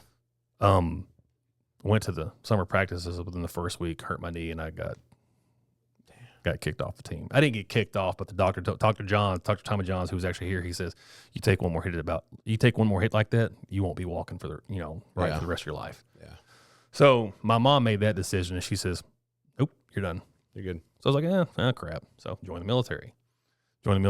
Signed up. It's like, you know what? did all that, blah, blah, blah, went through. But, we'll cover that topic, on another time. Yeah. But after getting out of the military and everything else, I dated a couple of people after my divorce. And this one girl that I was just like, dude, head over heels for. Saw this girl and I was just like, who is this? Oh, my gosh, she's beautiful, so forth and so on. Yeah, she was messing around with me the entire 2 years we were together. Yeah. And I'm just like, do I just put something out there that says, hey, I'm a sucker? Yeah. I'm just like, come on, man. Yeah. But, I digress. So, when I met Tanya, that's my daughter's mom, that was completely happenstance. I was just like, I was working, everything else. I wanted to go back to school, and I missed my deadline to enlist over at MTSU. So I went to what Draws Junior College was. It's now Damar Institute. Of course, it's not even there anymore. She was working as a student representative as far as intake students and whatnot. Yeah. So I met her, and I was like really smitten by her. Eyes were blinking. Beautiful eyes, great smile. I mean, she's a beautiful woman. She still is to this day. She's just, I mean, she's a good looking woman. And she's actually married to my buddy Tyler now. Me and Tyler were friends when he was a manager over there at Olympus. And for what it's worth, and this is all, just so everybody knows, this is all water under the bridge now, but this is part of the story. We were married for 4 years, and she never really worked out or trained until she met with me, because I was into bodybuilding at that time, and she started wanting to work out. And when she started working out, she really took to it, and she started doing bikini competitions, and I helped train her for her first one, and she actually got first place when she won her first competition. Nice. So I was proud of her for that. She was doing great. Yeah. She was doing really, really good. I mean, she went a long distance in a short time. For bikini, that's big. Yeah. But, and I felt like I was just being left out. Yeah. And then I kind of kept it to myself, because I didn't want her to think that I was like jealous of her or anything, because I wasn't. I was actually truly proud of her. Yeah. And it got to the point where I felt like I was just non-existent in her life. Mm. And I just got to the point where it's just like, well, if this is how it is, I'm going to put my focus into me and do what I need to do. Yeah. And that's when I really got into the roofing thing. Yeah. That's when roofing kind of took off for me, and I got into that and everything else. And can I interject real quick? Come on. What you're saying about bringing that to her attention is actually extremely relevant for me personally right now, because certain things drive you, and you find something you're really passionate about, you just go hard. I mean, and it happens with sports or whatever the case. And I think I'm most passionate into like impact and giving back, right? And so like this same thing. I've traveled the last 5 weeks. Yeah. I already work a lot. So my wife told me, time's limited. Yeah, she told me before I left town, she's like, I just miss you, Mm-hmm. And I took it wrong. It's like they're always number one. Mm-hmm. To me, it's like, I feel as if you think you're not the priority anymore. Like, I'm doing this for y'all. I'm trying to I got really defensive. I'm not going to lie. I was like, I could feel it. And I was just like, I'm doing the best I can. And like everything, I sacrificed everything for my family. She wasn't saying that. She was just telling me she missed me. She was just holding the mirror up like, hey, and I think what you were doing, you were just holding up a mirror. She doesn't miss you. She misses y'all. Yeah. She misses my time, mm-hmm. And it's, like I said, on a business, I'm already, you know how that is. Yeah. And, well, not really, because I'm not married, but no, yeah, but I can relate. You're busy. Yeah, you're pouring yourself into your business, into everything as far as what your passions are and everything else. And to me, my family's my purpose. So in my head, I'm like, this is all for you. Every action I take is for my family. Even giving back, it's all It's bigger. And so I did take offense, and but then I realized, and I'm an emotional person anyways, and I can feel that rise of like that anger with myself, really. Mm-hmm. And so, and I project that, and I'm able to recognize that, I felt that, and just kind of sent me on a very bad spiral mentally over the weekend. And it's not by her fault, I just needed to recognize it. And I don't like that. I'll allow that emotion get the best of me. And I'm not like violent or anything. I just it's like, fuck. Well, it's a defense mechanism, because it's like you almost feel attacked. Yeah, but like that's the whole thing. It's not an attack. But the thing about it is, as a guy, and you can relate to this, but when a man is doing what a man is supposed to do for his family and everything else, and you think that you're doing everything right, then all of a sudden here comes this, and you're just like, whoa. Oh yeah, exactly. But that's the thing though. I'm glad she told me that, and I was able to reflect on it. I wasn't trying to say that as far as a knock at you, but most men, because the thing about it is, like, for how I am, and I can assume you're the same way, because when she came at you, you were just kind of like, okay. Oh, you reflect. And then you think back and you're just like, all right, babe, well, and that's what it came full circle. You know, I finally was like, I got to breathe a little bit. Yeah. Get, lower my whatever level down. And I was like, listen, you're right. I said, and I miss you too. And in my mind, it's every sacrifice I make is for you guys. Like, y'all are my world. But I'm so driven and so determined to accomplish this goal or be a part of whatever it is, because it's bigger than me that, like, in my mind, I expect you to see it that way. And I can't expect you to see things how I see it, because you understand, my heart. You just want my time too. And so, like, I had to be understanding that, like, all my wife is asking for is like a little bit more time. You know what she's missing? Yeah. The emotional connection. Yeah. I mean, we had that, but we're having an amazing relationship. But like this past 5 weeks, I've been boom, boom, boom, boom, boom. And yeah, I miss my fucking family like crazy. And, but I think there was a difference, right? You talked about her just being like, no. And she stayed in her place, and I think, people grow, right? And I think maybe at one point in my life, I would have been like, no, I am doing the best I can, stay away. Yeah. But I was like, you know what? No, this woman's the best thing that's ever happened to me. She's right. I'm dedicated, but like, I do need to I need to make sure they know they're the priority. And I need to give them my time, like, so this weekend I'm not traveling, right? And, I want to be with my family. And so I think there's that maturity when you grow or you get older, you go through things, you realize that you can actually look at yourself and look in that mirror and be like, damn, Joe, actually, you could be doing better at this part, right? And so being able to look at that. Anyways, just you talking about that, really. But that's the thing about it is, as long as if you're mature enough and you have enough discernment within yourself to be able to be aware and recognize it, that's where a lot of self-reflect comes in, where you're just like, okay. I think one of the hardest things for people to do is look in the mirror. And I'm talking about, like, at whatever their problem is or whatever they're going through. It's easier to, like, reflect that towards somebody else rather than look at it yourself and be like, damn. And where does that come from? Our own choices. Oh yeah. Our own choices. It always stems back to our own choices, man, because the thing about it is, whatever we do in life is a choice that we make. Facts. So that being said, are you making the right choices to make sure that the priorities that you do have in your life are always top tier? Yeah. So that's the big thing. Exactly. So that's where a lot of people miss the mark, because they think that because they're doing this and this and this, that they have to take what their priorities are and put them on the back burner. No, the priorities if you're a family, wife, or whoever it is, you got to keep in mind that's your partner. Yeah. Okay. That's your support. Yeah. It's your support system, 100%. Yeah. Your wife is going to be your support system more than anybody else is ever going to be. She kills it. Yeah. So there you go. So you know where you're at as far as that goes. Yeah. So you just got to look back and be able to be like, you know what? Okay, fine. Yeah. I know I'm doing this because this is what the business side of me is wanting, but I also got to keep in mind that my business side of me is being supported by her belief in me. Bingo. Yeah. Exactly. Oh, trust me, I know, and I know you're all these aware. things. I think, yeah. Like I said, initially I get emotional, but because I do my best, and like I don't see that. But then I'm glad she's able to. We communicate well because she's able to bring those things up, and even if I do react emotionally, I'm going to be like, okay, you know what? Well, the thing about it is, analyze it. And I'm going to say this for all the women out there who are watching this, because I believe this wholeheartedly: a woman to a man is because sometimes a man doesn't react emotionally; he reacts logically as far as how he needs to handle the situation. Yeah. Okay. Now, women bring men back around by making them think about things emotionally as far as like where they're at. Does that make sense? Yeah, it makes sense. Okay. So that being said, it's like if we get too far out of bounds as far as where we're at on our own emotions, it's our job. It's a wife's job or a partner's job as a woman to reel us back in. Yeah. Because we get too far out of everything else, we lose focus on where our priorities are. Yeah. So to me, that's a big thing for me, because when I was married to Tanya, and I'm going to come back around to this, because I kind of got to the point where I was just sad and everything else, at the same time still supporting her.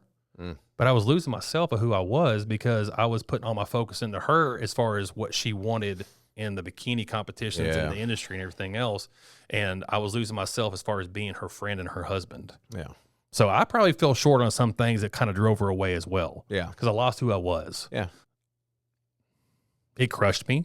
Yeah.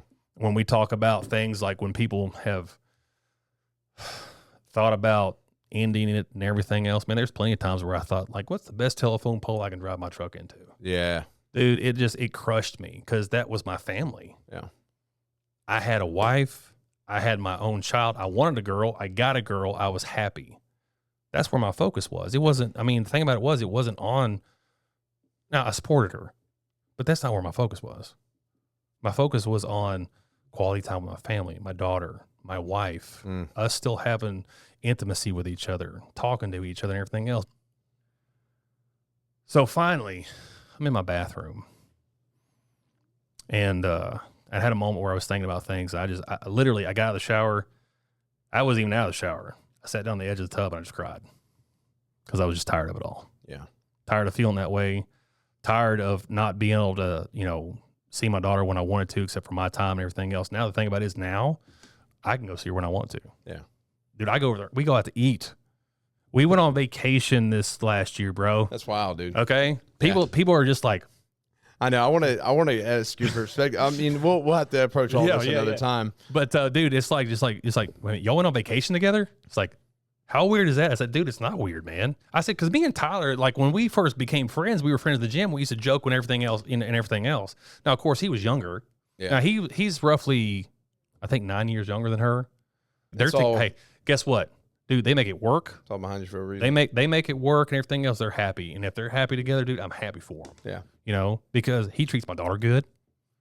Yeah, dude. There's really nothing you can do about it. No. Yeah. But so in this text message, I said, look, I know y'all both have been going through some stuff, as well as myself, because of the situation.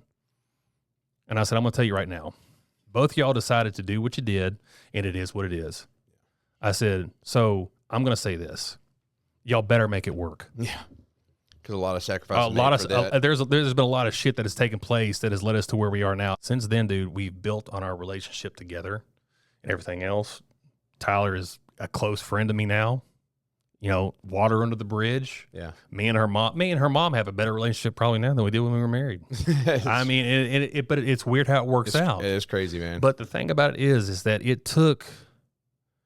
can't always rely on somebody else to make a move to make sure that things are going how they should go. Yeah. You have to make that initiation sometimes. Yeah. So that being said, I got to the point where I was like, okay, I'm good with everything.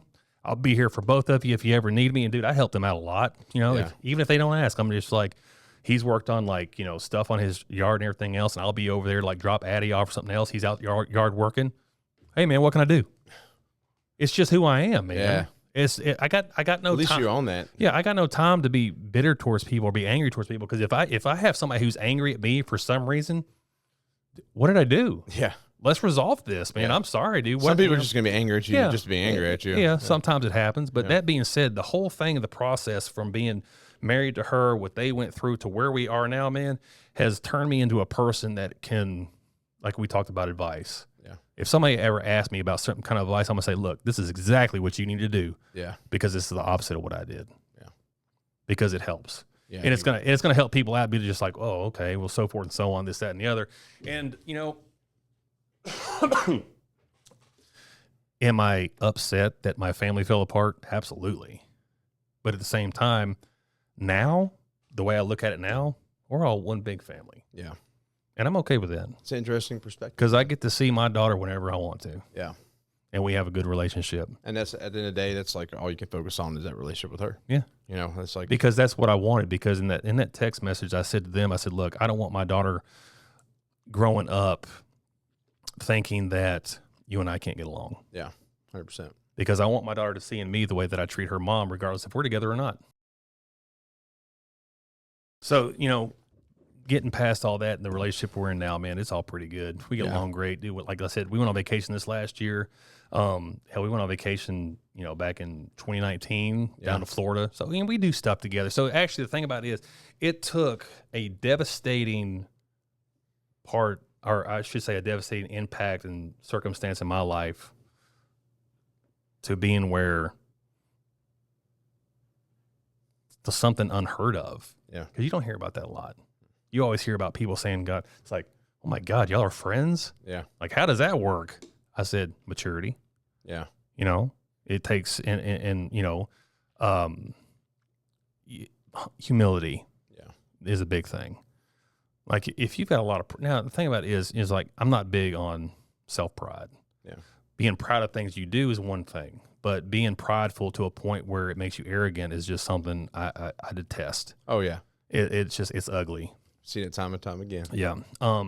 But where we are now, man, I mean, I tell both of them to their face, I love you. I love you. I'd do anything for you. Yeah. And I would.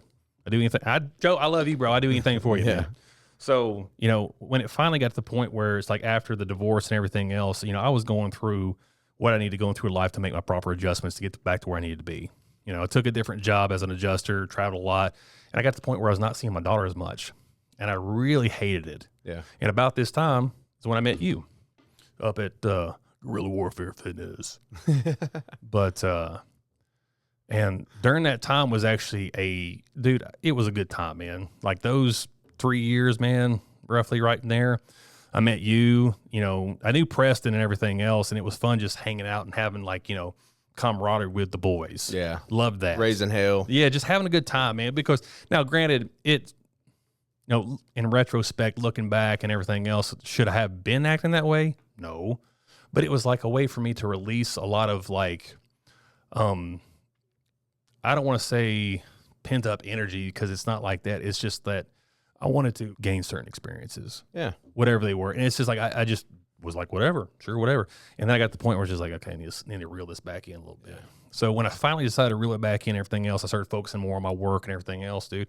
And that's when I met Jamie. Yep. And you remember that.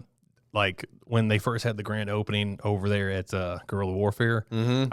I don't know if you remember this, but I was in the gym and I was sitting there talking to you, Preston. I think RJ was there with Zach and a couple other people who were there. I think Kurt was in there as well because we were getting ready to train. And then, of course, I see Jamie across the gym. It's like, I'm like, who in the hell is that? And I'm sitting there staring at her and I'm like, hey, Preston, hey, who is that? And he goes, who, Jamie? You don't want to mess with her, man. She's got 3 kids. I'm like, your point? I said, she's beautiful. Yeah. I mean, she's absolutely beautiful. I mean, my God, I was struck by this woman. So I did my thing as far as like, you know, how you try to do in the gym. You don't want to be that guy, but still at the same time, you want to try to make an impact, you know, as far as presenting yourself and be like, hey, how's it going? My name's Matt, by the way. She didn't give 2 shits about who I was, man. She didn't care at all. It was the funniest thing. And she had that look on her too. She had I mean, probably one of the most intense resting bitch faces I've ever seen in my life. I mean, it was nuts. So I made a point to try to just go over there and be just like, you know, work out close to her and be like, hey, are you using that? She'd be like, And then turn away. I'd be like, okay. Yeah. So sorry. I did that a couple of times and she totally just, you know, blew me off. I'm like, okay. So finished my workout and everything else. And, did my thing, saw her walk out the door, and I was just like, man, I just like, man, that was nice. I was like, she was just, man. So, you know, that being said, you know, I'd go into Guerrilla Warfare whenever I was like in the area as far as work goes. And I remember going there, it's probably about 3 weeks after the grand opening. I'm going there to work out and I had all my stuff with me. And I'm just like, man, God, it's already like 4:30. I don't feel like going all the way back to Murfreesboro to work out. So I'm just like, I was in, I think I was in Hendersonville. Yeah. So I came down 109 and everything else. And I got off in the Hermitage exit. I was like, you know, I'm going to just go to Guerrilla Warfare, just, you know, see what Joe and Preston are doing. Yeah. So stopped in everything else. So as I'm getting out of my truck and getting all my stuff ready, I'm walking in the gym. Guess who's walking out? Jamie. So I'm just like, this ought to go well. Checking your pulse. I'm just like, yeah. Oh, okay, good. Checking, you know, just like, no, this should be good. Yeah. This should be really good.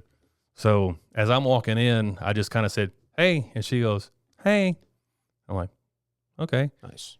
And as I walk past her, she goes, hey, I'm really sorry about the other day. I was kind of in a pissy mood.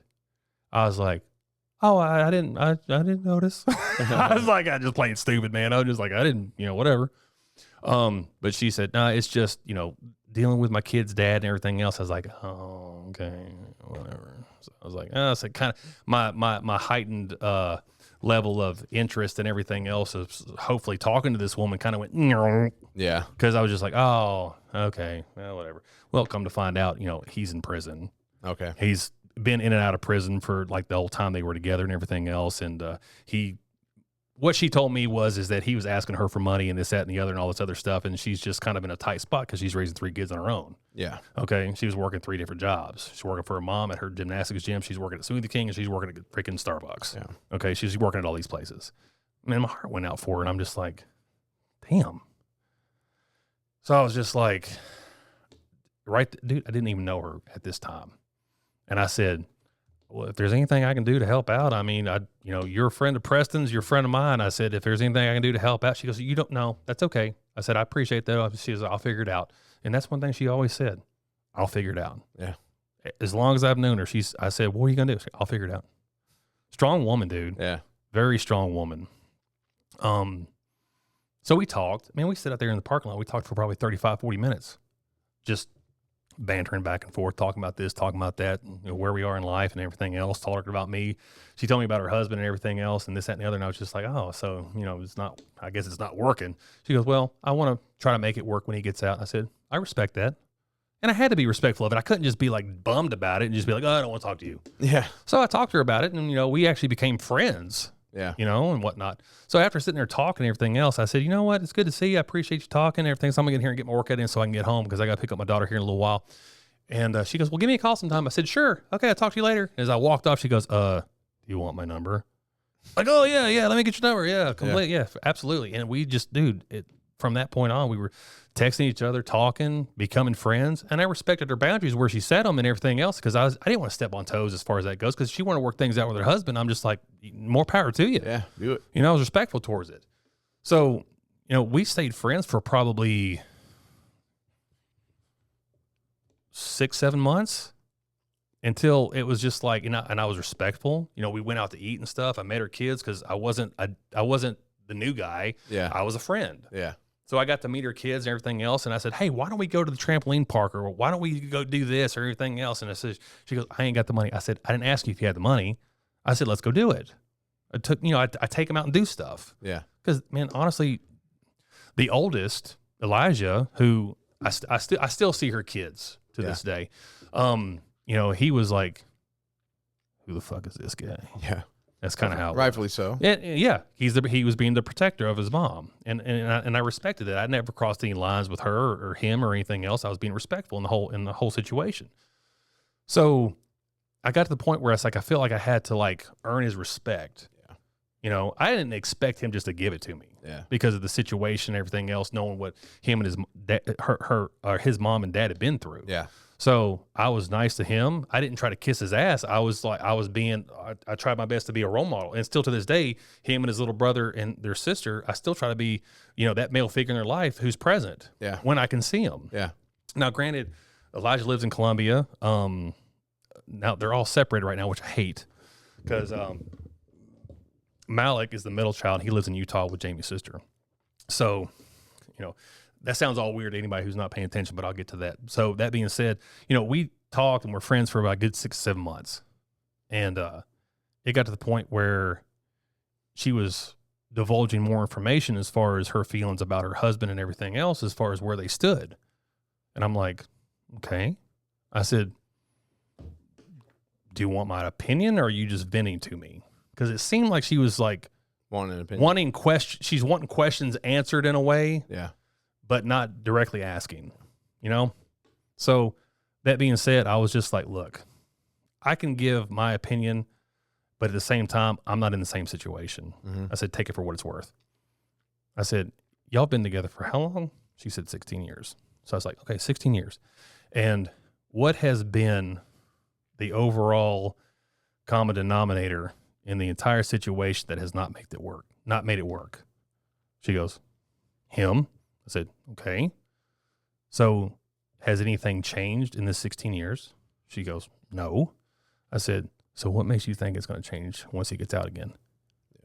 Yeah. This was not me talking to her as somebody who's interested in her, because don't get me wrong, I'm still interested in her. But why repeat the same cycles? What does that mean? What is that? Yeah, insanity. Yeah. Expecting a different outcome. It just doesn't happen. So I said that to her. And, dude, I don't know if she was pissed at me or if she needed time to think. So I'm going to go with the latter, that she needed time to think, because about a week later she called and told me that she goes, so I talked to Lenny. I was like, okay. I told him I wanted a divorce. I said, I'm done with this. I said, good for you. I said, you need to move on with your life. Your kids need to be able to move on with their lives. Yeah. And y'all need to be able to start bettering yourselves. Yeah. And left it at that. Well, now, we still maintained our friendship for about a month or so after that. And it finally came to the point where we were out with some friends watching a UFC fight.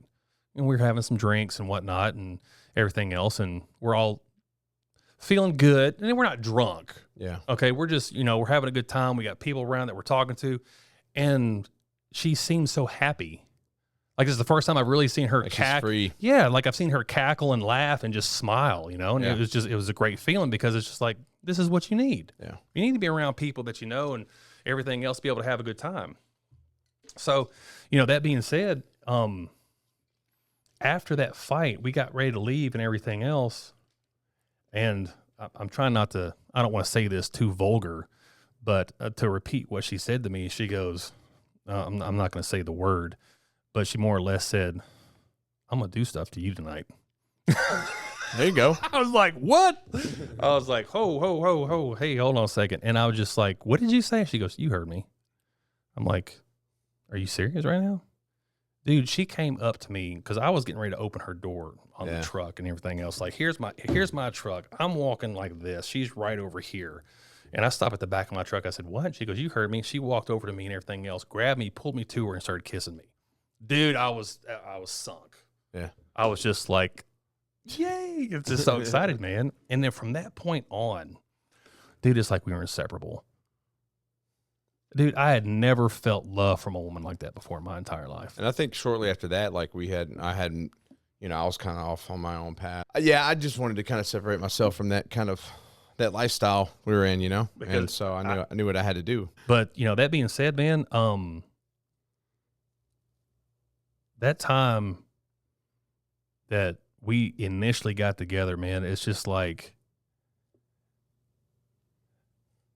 the kind of love that I've always wanted from somebody. Yeah, I got from her. Oh yeah, and it was awesome. Now, we were together for 4 years before she passed away. And the thing about it is, it was right at the 4-year mark that she passed away. And that was like 21, 22? 21, October 18th. So it's been a little over 3 years. But during the time that we had, and of course we had our ups and downs, life's coming together that were from different aspects of life altogether, with different experiences, different, situations in life that I haven't been through, things that she hasn't been through. And we came together and there was lots of things that really conflicted. Yeah. And I did my best as a man to try to not make her understand, but let her know where I'm coming from. Yeah. Like, this is what I kind of expect as far as because children, and granted, I'm not saying anything bad as far as how she raised her kids, because she was doing it on her own. She had to pick and choose her battles that she had with her kids as far as discipline goes. And I get that, but at the same time, it's like, hey, I'm here now. So this is what I expect. So we had our differences as far as that goes, man. But it finally got to the point where I told her, I said, look, we're not getting anywhere on our own. I think we need to go to counseling so we can better understand each other. Yeah. And that was my suggestion, because I love this woman. Yeah. Dude, I mean, I still cry when, whenever I think about her not being here. Yeah. And it's just, I miss it. So, that being said, when I lost her back in 2021, dude, I felt like a part of me died with her. I think I saw her right before that. Yeah. Yeah. I saw her at the coffee, Just Love Coffee. Mm-hmm. I ran into her not too long. She had her laptop doing her stuff. Yeah. Yep. I hadn't seen her in a long time. It was weird that I saw her first time in years, there. And then she had been working, because when I mentioned the Smoothie King and Starbucks, this is where she worked. She worked for her mom, Starbucks, Smoothie King, and everything else. And of course, I was back on the roofing thing. I said, you know what? I said, this is one thing you need to do. I think you need to come with me. Let me show you how to do this and everything else. And you can make some actually really good money and be dependent on yourself. Yeah. And she did. She took off with it. And she got to the point where she was like, I like this, but at the same time, I feel like it's just not me. I said, well, what do you want to do? She goes, I thought about real estate. I said, okay. And at the same time, she was going to school. Dude, and she was killing grades. She was getting straight A's. And she wanted to go back to school for nursing. I said, is this something you really want to do? She was like, I don't know. It's kind of what my mom wanted me to do. I said, is that what you want to do? So what is it you want? And I had to pull it out of her. Yeah. And I finally pulled it out of her. She goes, I want to be able to help people, people, achieve dreams and everything else. It's like, okay, I dig it. I like it. So what do you want to do? She said something about real estate. She goes, I just don't have the money. I said, do you want to do it? And I looked at her. I said, do you want to do this? She goes, yeah, but I don't have I said, I didn't ask you again. That was a smart ass with it. I didn't ask you if you had money. I said, is this something you want to do? Dude, I paid for her school. I paid for her license. I paid for everything she needed to do so she could do it. I didn't expect anything back from it. Yeah. Okay. I wanted to do this for her so she could actually dig in and get a grip and move forward in life. Of course. That's what I wanted. And dude, okay. Now granted, everybody who starts off in real estate kind of starts off slow unless you just know people. Yeah. Okay. Granted. Now the person that she was and everything else made it even better because beautiful inside and out, the person she was. Yeah. Great person. Lovely soul. Just, dude, when I look at her pictures, man, I'm just like, oh, man, God bless, man. I miss her face. Yeah. But the person she was and the true, how her heart was to be there for people and want to actually help people was just beautiful. Oh, yeah. So the thing about it is, my biggest thing that I regret the most is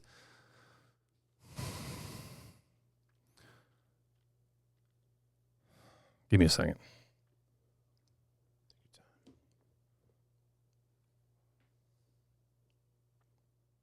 Of course, we don't know when our last breath is going to be. Yeah. There were times where I was doing my thing for work. She was doing her thing for work. And I was like, are we going to get together tonight? Oh, babe, I'm tired. I said, I'm tired. If you want to come over, it's fine. I said, I don't know if I really want to go anywhere. And I really wish, regardless of me being tired, that we would have done more stuff together. Because we didn't live together. That was something she didn't believe in, and I was okay with that. But at the same time, it was just like, I look back and I just time wasted. So the night she passed, and I don't know if I've told you this, but I was at the house. She was out in Carthage she had a guy call her about a roof and everything else. She went out there to look at and everything else. She had her oldest with her and she was on her way back and she calls me and we're on the phone. I was on the phone with her when the accident happened. Oh, fuck. So I'm talking to her. And she's just like, hey, do you want to go get some dinner? I said, yes, I'm starving. I said, where do you want to go? She goes, I don't know, Toots? I said, that sounds good. Let's get some wings. I said, do you want me to go get the other two? And I'll meet you over there. She goes, yeah, that's fine. And as we're talking, it's like, all of a sudden I hear a, and you know how it sounds when somebody drops the phone on the other end? Yeah. That's all I heard, bro. That's all I heard. And dude didn't know what was going on.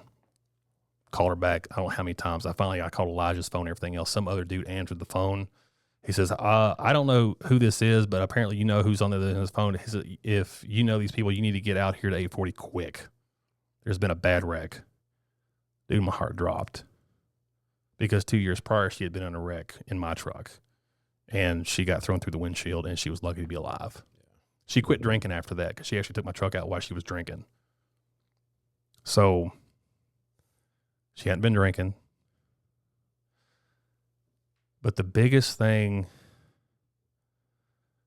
that I'm angry about, I'm not angry at her. I mean, maybe a little bit because she never wore her seatbelt.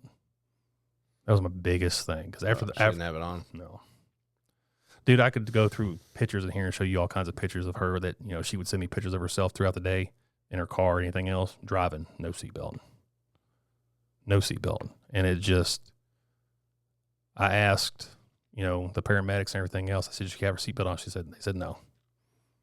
I'm like, Elijah, he had his on, and he had bad, seatbelt rash because the car rolled. Yeah. And she was ejected through the sunroof. And they say she flew about 40 yards. So she had interior lacerations. She had a broken neck. if she would have survived, she would have been a vegetable. If she would have survived.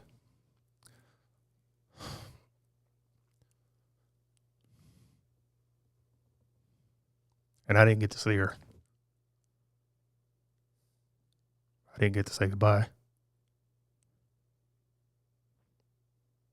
And they asked if, at the hospital, if we wanted to see her, and I couldn't see her like that. Yeah. I wanted to remember her how I knew her. So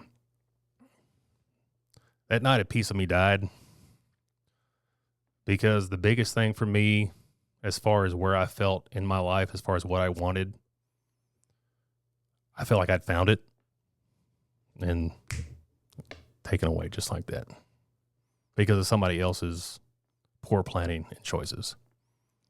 What happened was somebody had a utility trailer on the back of their truck and they crossed over 840. And what happened was they came over the bridge and there was a bad dip right there from the street to the bridge transition. You know how it always, it came loose, no lights, 840, dark, crossed the median. She didn't see it. It hit her. It caused her to, from what they told me, she skidded, caused her to slide. And when the tires came back around and caught the asphalt, it flipped her. So what a crazy circumstance. It's nuts, man. And by the time I had gotten out to 840, they had already life flighted her to Vanderbilt. They said she had died on the way there. They brought her back. They had her at the hospital. I think they said they put 4 bags of blood in her, but she was bleeding out so fast that there's nothing they could do. There was nothing they could do.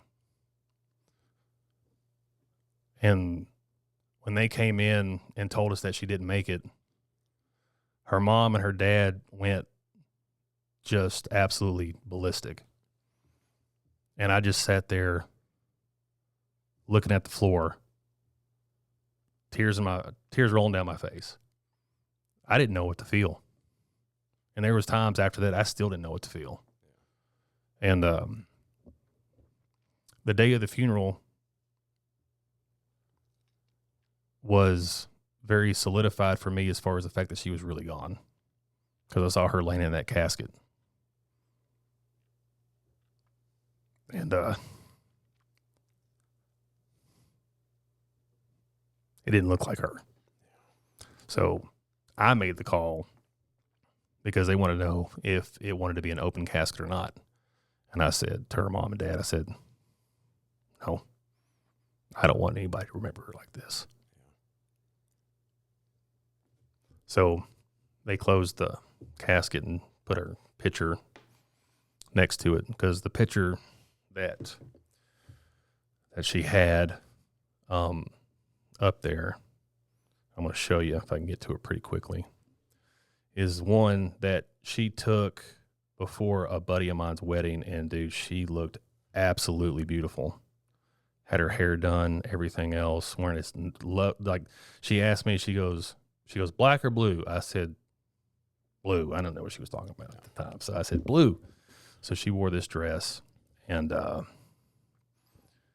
she took a picture. And dude, I mean, the picture was one thing, but when I finally saw her in person, I was like, holy shit. Dude, God, man, just absolutely stunning woman. I got to find this picture. I got to show it to you. Come on. So, at the funeral, closed casket and everything else, man. You want to show me after, just because this time's went? Yeah. I'm going to have to shut all this off. No, you're good. No, here we go. Sorry. That's right there, bro. Beautiful photo. Yeah, so that's the picture that they had up in front of the casket. And, man, that's how I wanted people to remember her. Yeah, of course. Because dude, she had cuts all over her face. It was swollen. It's just hard to fucking see. It didn't look like her, man. Yeah. It didn't look like her. So it was just like, so it's like the whole thing with loss in my life is very big, because I've lost a lot. Yeah, I know, man. It's not by my own choosing either. It's just like, I mean, good God, like, okay, how much can I take? Yeah. And I will say this, there's times in my life where I felt like and don't get me wrong, I'm not perfect. And there's been times where I thought about eating a bullet, dude. Yeah. There's been plenty of times, and I got plenty of ammo. I mean, so that means, but at the same time, this isn't my life's take. Yeah. I got responsibilities and obligations, especially to my daughter and everything else. It's like, so you know what? The thing about it is that the love that I was given to by Jamie is something that I'm going to help, relinquish of myself, and I'm going to exude that to my daughter and everybody that I meet. Oh yeah, man. Because it's exactly what she was. That's powerful. Yeah. Well, dude, one, thank you for sharing that with me. I know Absolutely. It's hard for you to reapproach, and we do got to cut out. All good. It's gonna be like 2.5 hour episode. Yeah. That said, I do want to I hate that the time's gone by so fast. So I want to kind of recover a lot of these things and just dive deeper into them, and some of the things you felt and from these experiences. Because I got so many questions. Yeah. But obviously, we would be going all day, and we can't do that now. But so we're gonna have to recircle back around. Sure, man. But we'll definitely do this again. This was fun. Yeah, thanks for just opening up and being willing to share all this stuff, though. Dude, the thing about it is, man, and this is what we go back to with life experiences, right? Yeah. People who have certain life experiences have a lot more to share with those who don't. Yeah, and that's just a fact. Yeah, and I like to share those things, even though it's hard for me to share those things. I do it because if somebody can take something from that and have their life better from it, I'm all about it. Oh, yeah. So I appreciate you, Matt. I love you, dude. Love you, man. Hey, thanks for coming. Yes, sir. It was an honor. Hey, episode coming soon. Wait, if you're watching it, so it's already out. Yeah, part 2 is going to come soon, shortly after this one. But thank y'all for watching. Matt, thank you again, dude. It was a blast, and looking forward to next time. Yes, sir. Later, bro. Yes, sir.